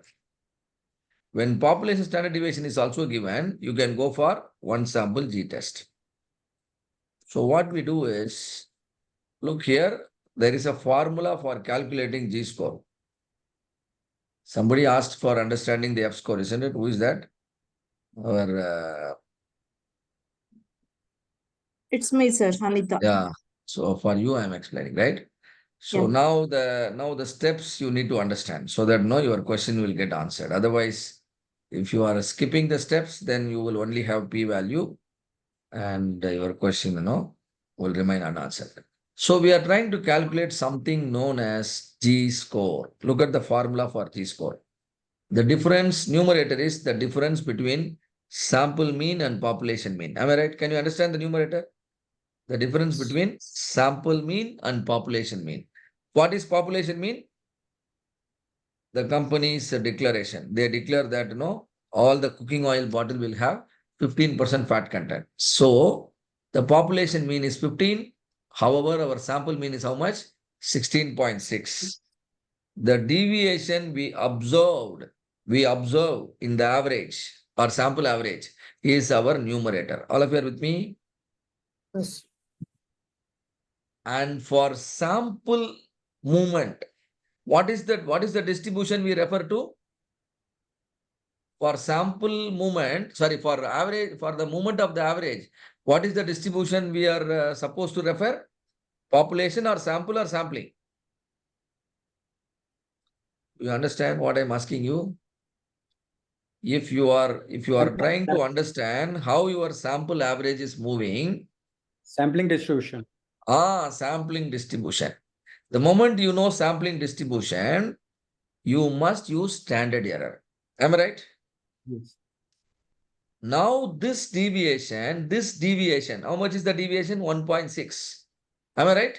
16.6 and 15. The difference is how much? 1.6. I want to 1.6. know this 1.6 is equal to how many times a standard error? If I have 170 rupees, how many US dollars are inside? If I have 170 rupees, if $1 US is 85, then 170 rupees is equal to how many US dollars? $2, isn't it? Similarly, I have 1.6 deviation. It is equal to how many standard error? Do you understand? If I get answer for that, that is the meaning of G-score. How many of you understand? So G-score is a measure of distance of your sample average from the population average, but expressed in terms of what? Number of standard error. I don't know how many of the participant could understand my explanation, right? I tried my best to explain it. The concept of standard error also in the form of the distribution. Okay. With the yellow color you had shown. Yeah, I will show the graph. On the whiteboard you had shown, no? Yeah. Standard. See here, I'm just drawing the bell curve now. Hmm. And now this bell curve, please note this bell curve represents sampling distribution. The moment I say it's a sampling distribution, every point is a sample average. Please note. Every point is a sample average. The advantage of working with sample average is it will have a higher tendency to exhibit normality. It will have a higher tendency to exhibit normality. This is what is known as central limit theorem. That also I discussed with all of you. Now the center point will be X double bar. The center point will be X double bar. But in this case, we have not taken so many samples. We have taken only one, but still the X bar, still X bar can be considered as X double bar, not a problem. That is the advantage we have while working with sample average. And another thing is the distance, the standard deviation of this distribution is standard error. This is one standard error. This is 2 times standard error. And when I go up to control limit, this will be 3 times standard error. Do you understand, all of you? So instead of, I will use sigma in the population distribution. I will use capital S in sample distribution. I will use standard error in what? In my sampling distribution. So the difference of 1.6 is divided by what? Can you see what is this formula? This is the formula for standard error. Do you remember? I have told you. This is equal to S by root of n or sigma by root of n. Whenever sigma is available, use sigma. Since in this case, they have given sigma divided by root of n. What is this n? Number of samples. Sample size. You have 13 samples. So the difference in the average is understood to be 2.2 times the standard error. Do you understand the meaning of G-score? Particularly, Anita madam, you only raised this point. You must understand. Yes, sir. So G score tells us how many standard errors our average is away from the population mean. Am I correct? How many standard error it is away? 2.2 standard errors. Right? So G score is understood. But actually the thing is, we are always comparing our 95% confidence limit. Always for 95% confidence limit, you remember I told you, the 95% confidence level will be available only at 2 times standard error. Yes or no? Yes, sir. This is the 95% confidence limit. But Yes. where is our what is our where is our statistic standing, or where is our average standing? It is at 2.22. Two. Yes or no? Yes. So our statistics has crossed the confidence limit. So in this scenario, definitely p-value will go down, and that is what has happened actually. Should So it have it is a olden method, or I would say an outdated method of calculating G score and many things, because people have to work a lot to understand what is happening in their process, and to overcome the difficulty only, statisticians have introduced p-value for a two-tailed process. I think this is for a two-tailed process. For a two-tailed or two-tailed. I could. Yeah, yes, sir. So it should have been, had it been 1.96. Ah, yes, you are coming to the point. You are coming to the 1.96, isn't it, sir? Yeah, you are coming to the point. Very good. So I will verify that, with probably with the Minitab screen, right? 1.96. I think this is for one-tiled. This is one-tiled, the test being one-tiled, because we are checking only whether the fat content is on the higher side or not. For one-tiled, the 95% confidence limit will be 1.645. But the calculated Z score is beyond that. Can you understand? Always there is a prescribed value for G score, but the calculated value for G score has exceeded the prescribed value, and so we reject the null. The same thing we are doing with the p-value also. P-value less than 0.05, we are rejecting null, or G score more than the prescribed value, that also leads to rejection of null. Whether you want to calculate G score and make the decision, or you want to simply look at p-value and make the decision, both are same. Whether you are using, what do you call, Maruti car or Hyundai car, anyway, you are reaching the same place, right? So that is the thing. So maybe I will show something using Minitab. Minitab is here. Now I think the question of 1.645, I will clarify. Should I clarify 1.645? Yes, See, sir. most of these questions, can only be answered if you really have a lot of curiosity to understand it. Otherwise, it should not be answered. So, in which situation we are right now? Please tell me correctly. If you really Yeah. wanted to know, then it makes a lot of sense to talk about it. But if there is no requirement, it is better to avoid. But one of our participants has raised it, so I will quickly show it. Okay. So go to graph, go to probability distribution plot, come here, click view probability, give OK. Now choose normal. You see, choose normal. And mean value, I am giving 0.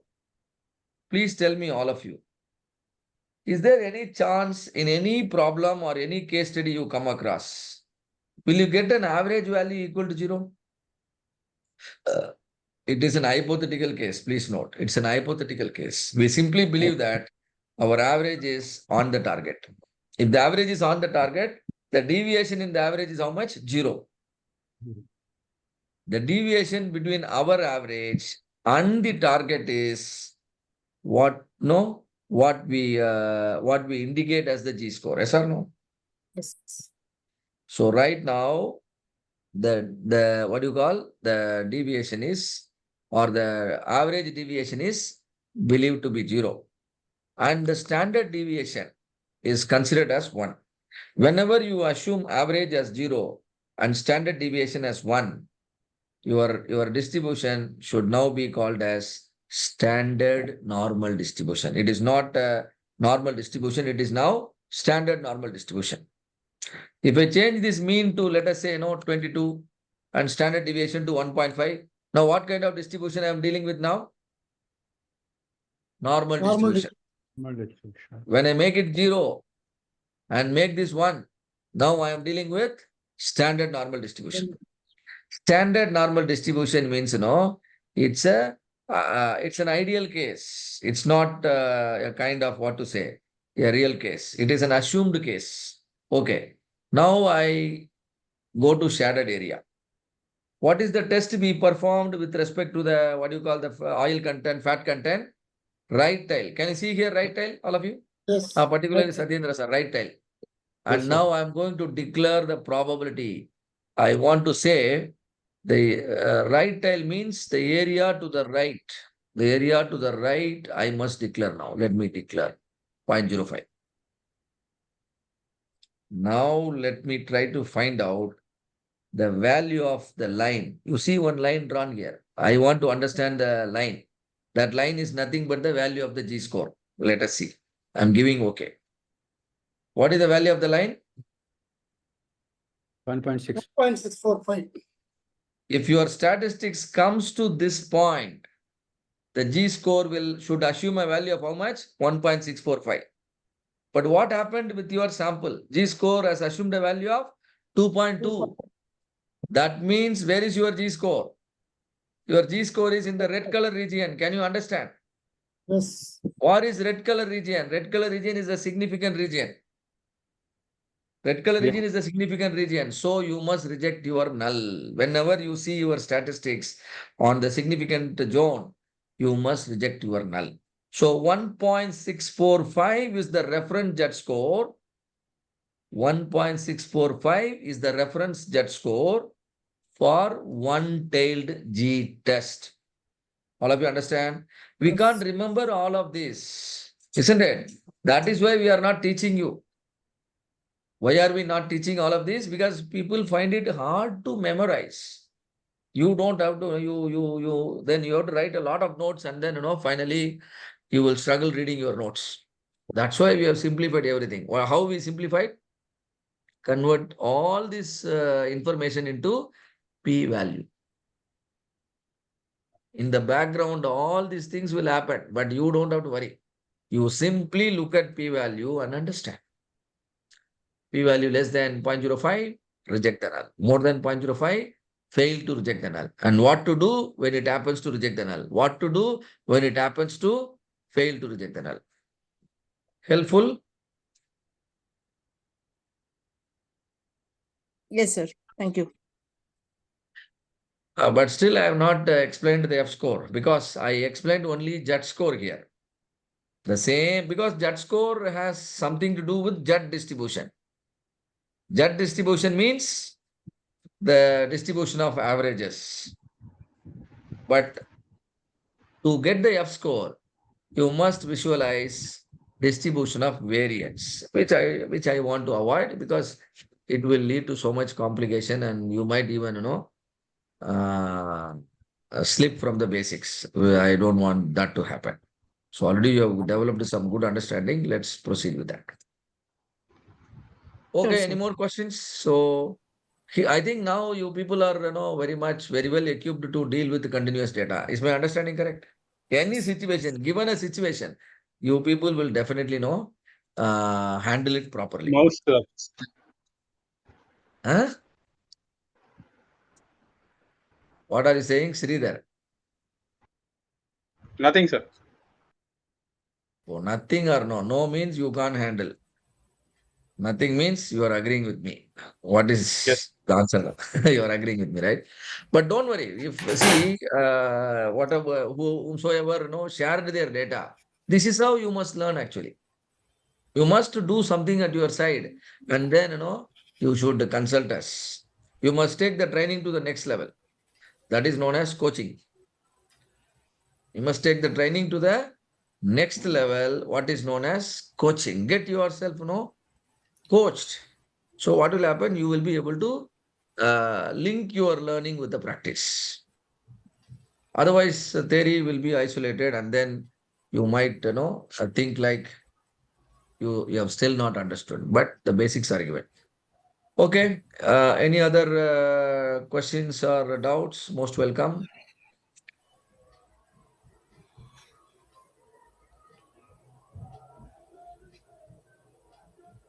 Let me check whether something else I can discuss with all of them.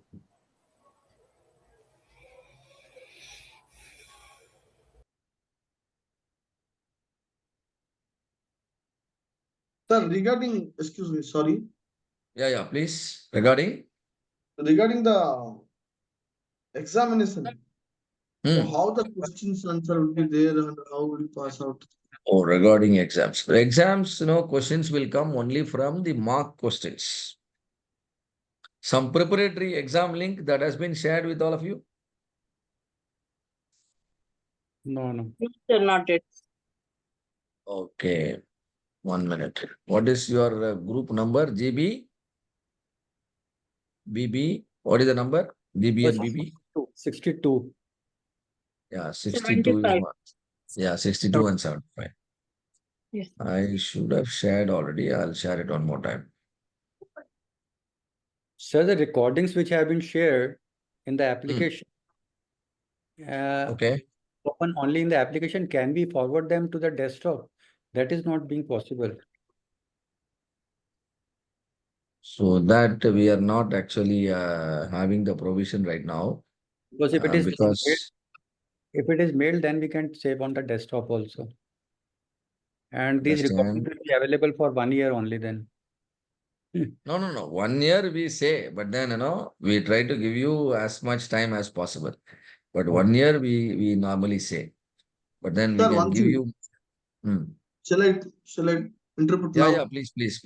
Yeah. Sir, one thing, another request I do have, if you take it personally also, it is well and good. I've taken a Personal. coach classes from you, Yellow Blade, okay, Okay. last September. Okay. In between, I was damn busy, so I could not able to finish out the what you call recording session and all. So can I extend it to another 6 months? The recording you want to see, right? Yes, the recordings. You don't have to do anything. It will be provided as long as we are continuing using the app. You will be getting the access. Don't worry. Oh, thank you, sir. Thank you, sir. Yeah, you will get it. So I have posted in one of the group. What is that? Yes, so many informations. Yeah. Yes. The mark questions. Very good. Mark questions are posted in BB62. And there is one other group.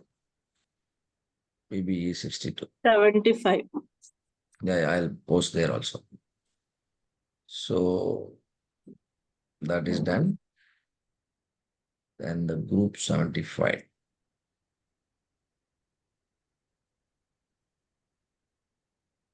Yeah, thank you, sir. I received it in 62.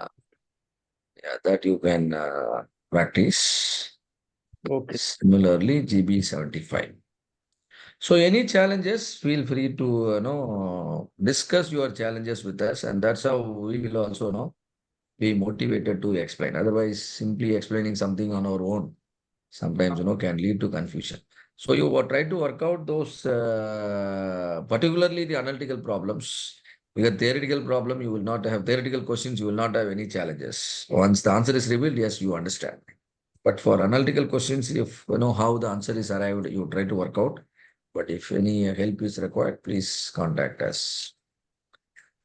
Hello. Okay. What will be the Uh, mode? When will the exam conducted and Exam will be conducted 1 week after the full completion of the course. okay. If we complete the course, then the next week will be your exam. For example, the green belts will be having their exam next weekend, Saturday, Sunday. because tomorrow the rest of the parts will be, portions will be covered, the improve and control part. Okay, so tell me any other tool you would like to learn from me, because today's job is done. I want all of you to understand hypothesis testing and how to use Minitab for hypothesis testing, and people have fantastically demonstrated, right? No, they even analyzed their data. So Sir, any I other have a- tool you would like to learn? Sir, Naveen here, I have a doubt. So generally, in automotive, in my field, we get parts with GD&T reports. So whether they are Okay. meeting our targets or not. In that Mm. scenario, we have a few, at the moment, I don't have the document. I'll try to bring it next time. So in that we have surface tolerances, we have gap and flush tolerances and all. Few have 0 plus or minus 0.05 as tolerance. If you have plus or minus 0.1 as tolerance. So in Mm. that scenario, how can we run the how can we run the Minitab? Because we don't have a standard UCL and LCL, because the control limits are varying for different types of values. For surface tolerance will follow as 0.05, and gaps will follow position tolerance as 0.1. So in that scenario, how we can manage? First of all of you know, you have to gain a clear understanding about all the terminologies we use. The moment you start using a particular terminology with half understanding, you will get confused and you will confuse others also. Because in statistics, this is the big challenge. If you want to use any terminology, let's say today I taught you standard error, you must put some effort to understand it completely. Then only you must use the term standard error for the next time. Otherwise, you will also be getting confused, and all the people surrounding you will also go confused.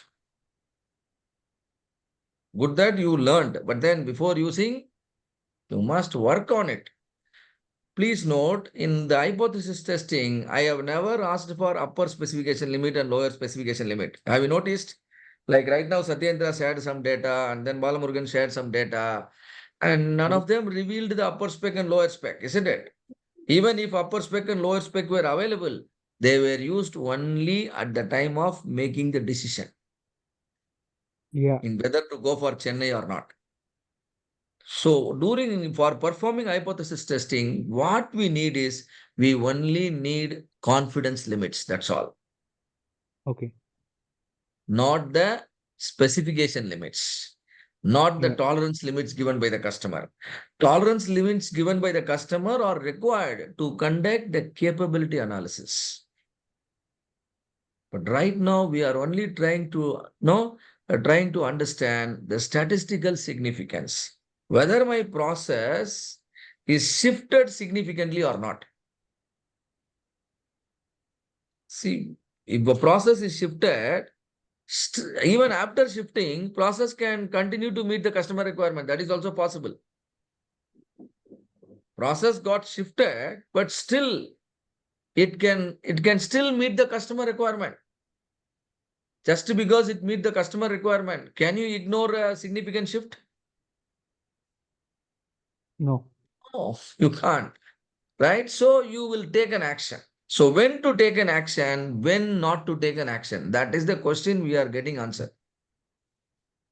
My process is shifted, but still it is meeting my tolerance requirement. It's all good. But even then, to be on the safer side, I will take an action and shift my process again back to the target position. This is always, a better idea. So this is what we are doing. So the point here is there are several limits slowly and steadily we have introduced. Initially, we talked about specification limits. All of you are clear with that? Target plus or minus tolerance will take you to specification limits. Who will give this limit? Customer will give this limit. No formula required. If customer says, that is the formula. Isn't it? 100 plus or minus 0.25, whatever, he can tell whatever he want. Whatever is there in the diagram, that is the specification limit. Now, every process will have a natural limit. What we call it as control limits. Yes or no? Every process will have its own limit. On its own, it will go up to that. This is what we call it as spread of the process. To understand the spread of the process, we all must use control limit. What is the formula for locating control limit? Center value plus 3 times standard deviation. Correct? Center value is average. Average plus or minus 3 times standard deviation will take us to control limit on the right side and the left side. Right side is upper control limit, left side is lower control limit. Control limits are used while using the control chart. Control limits we use while using the control chart. We try to understand whether my process is statistically under control or not. That is the question getting answered. But when it comes to hypothesis testing, we don't use specification limit.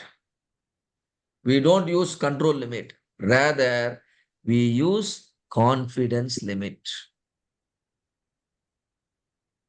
You get my point? We use confidence limit. Normally, it is 95% confidence limit.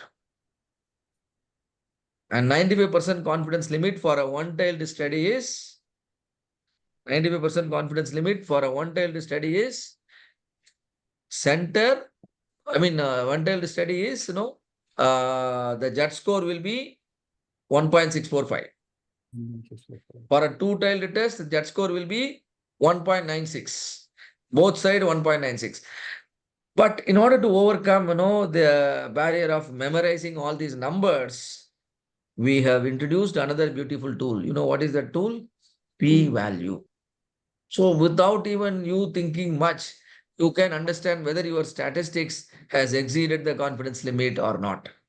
If it has gone beyond the confidence limit, situation has become already worst. So you need to take some action. This is what we refer as p-value less than 0.05. All of you, do you understand the different limits? If you want to conduct capability analysis, you definitely require specification limit. You also require control limit. That is for capability analysis.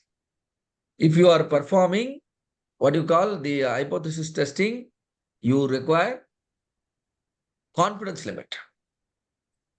If you want to work with the control chart, then you require control limit. Is it clear to all of you? And then when it comes to standard deviation, there are different types of standard deviation we have learned through the course. One is population standard deviation. Another one is sample standard deviation. And one more thing which I taught you today is standard error. All of them are standard deviation. You have to be, very, very sharp. Otherwise, you will also get confused.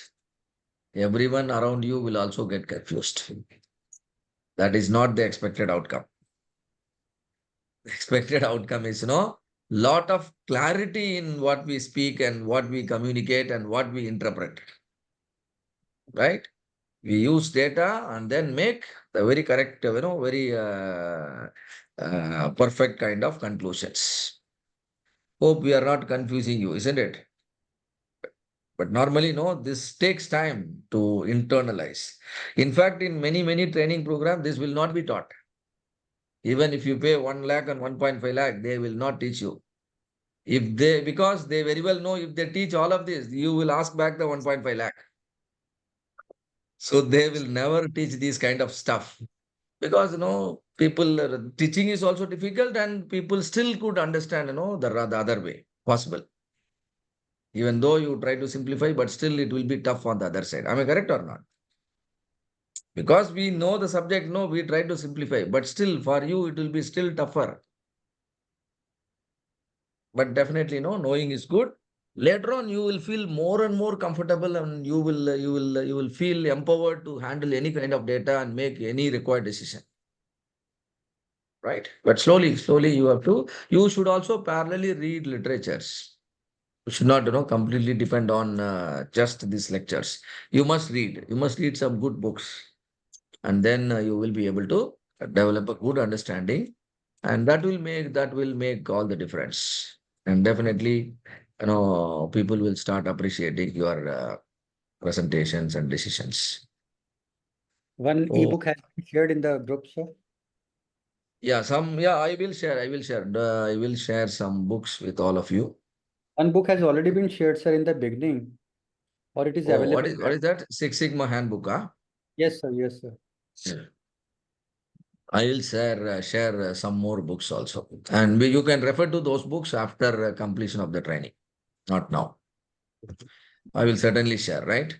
And there are some good collection of books I have. I will share the same with all of you, and that will answer all these questions. And you will have the separate chapters, and you can read them one by one. Mm. The book is in So the. we are done otherwise. So we are we are able to finish little early today. But if you have questions, yes, I can spend those minutes for answering your questions. Sir, Hmm. Yes, Soumya. I do one doubt, bit advanced, I know. Yeah, please Even go the ahead. methodology, same define, measure, improvement, all such thing. The 5 methodology you are studying in green belt. What extra we are going to study in black belt? The same methodology or Methodology will remain same. Even if you come for the master black belt, till the methodology will be same only. Define, measure, analyze, improve, and control only. sorry, sir. But then you will understand some extra concepts. Like you could easily notice the difference, isn't it? What we discussed on week number 1 and week number 2, and what we are discussing right now at week number 3, 4, 5, and 6, isn't it? Suppose Yes, by sir. mistake, if I have discussed all of these on week number 1, 90% of the participants, could have run away from the program. But just because you all have gained the capability to listen to these lectures, we are actually discussing with you, right? So if you come for the probably, the next level, and we will introduce few other tools. Like you studied CP and CPK, am I right? There is one other tool, PP and PPK. See, so many tools are created not to confuse anybody. Please understand. Initially, it might look like, people are trying to confuse with so many terminologies and etc. But actually not. Actually not. They are required, so they are introduced. Yes or no? They are required, so they are introduced. You should feel that requirement. Then you will also realize, yes, this is very good. So likewise, so that is the thing. So DMAC is the framework. It's the methodology that will remain same. For whatever tools you already know, yes, you need to go deeper and deeper. Over and above, side by side, you will also be learning some additional tools. That will happen. That will happen. Don't worry. And then don't think that everything will get over once you finish up the exam. If you finish up the exam, you receive a certificate. That is an indication of your beginning of your learning journey. That is only an indication of a beginning of your learning journey. One day you should feel confident enough to conduct a similar training session in your company. That's the day you can say you learned the subject. Until that time, you must continue learning. If your company asks you to conduct a green belt training program, you must confidently conduct it. Till that point of time, you must continue learning. You must maintain the relationship with us. You should come back. Like so many people have shared their data, isn't it, today? So likewise, when you are actually working on some project, you might need our help sometimes. And immediately, somehow you reach to us. We're all connected in WhatsApp group. And then if you call us, yes, we will certainly respond and we'll certainly help you. Because that is the moment that can bring so much clarity in what we are doing. Because you are applying you are learning in your real work. So you will feel, the more connectedness during such learning. Okay. Okay. Yes, sir. Shall One we? question. Yeah, please. Green belt training will be over tomorrow, or was it over last? Yes, it will be over tomorrow. It will be over tomorrow because what we have is, the other tools in the improve and control will be discussed, and the other some more additional tools, particularly particularly in hypothesis testing, what we dealt with continuous data today. There is one other format of data, discrete data. So for that, we have another set of hypotheses that we will be discussing separately, because dumping everything, in one time will not serve the purpose. So now that we have learned to deal with the continuous data, this is known as test of averages. Similarly, a set of tests for discrete data, they are known as test of proportions. They are known as test of proportion. Like how we had one sample test, two sample test, and ANOVA. For proportion, we are going to have one proportion test, two proportion test, and a chi-square test. Okay. Prior to that, we want you to digest this, right? And then we can talk about it. So that will come one by one. And few other interesting tools you will be learning at the black belt level is you will learn Kano analysis, Kano model, Kano analysis or Kano model. And those stuffs are very, very interesting and at the same time, very relevant. Particularly if you are into kind of new product development, then that will be very much helpful. Kano model, QFD, quality function deployment, and those kind of stuff. And DOE, we are yet to discuss design of experiments. Because we now learn to conduct only hypothesis testing. We are studying the factors one by one. But studying the factors one by one is a good initiative, but it's not sufficient enough. Not still sufficient enough, right? We have to study all the factors simultaneously. Why is it so? And all that will be explained to you while discussing the DOE. And but the learning is a never-ending journey. It will keep going. The moment you understand, you know more than the people surrounding you, and you will succeed. That's all. That is the operational excellence formula. You don't have to learn everything. Learn something more than people you are surrounded by. That's all. You are going to win. That's the thing. Okay. Very good answer, sir. Those who have registered for black belt, they'll be having one exam only at the end of the completion of the black belt course. Yes. At the end of the black belt course only. Those who register for the green belt, they will write after the end of green belt, and black belt after the end of the black belt. Meanwhile, you can practice those questions, and any challenges, please somehow mark it and then bring it to our notice. And we want to clarify you. And you can bring those questions during the class also.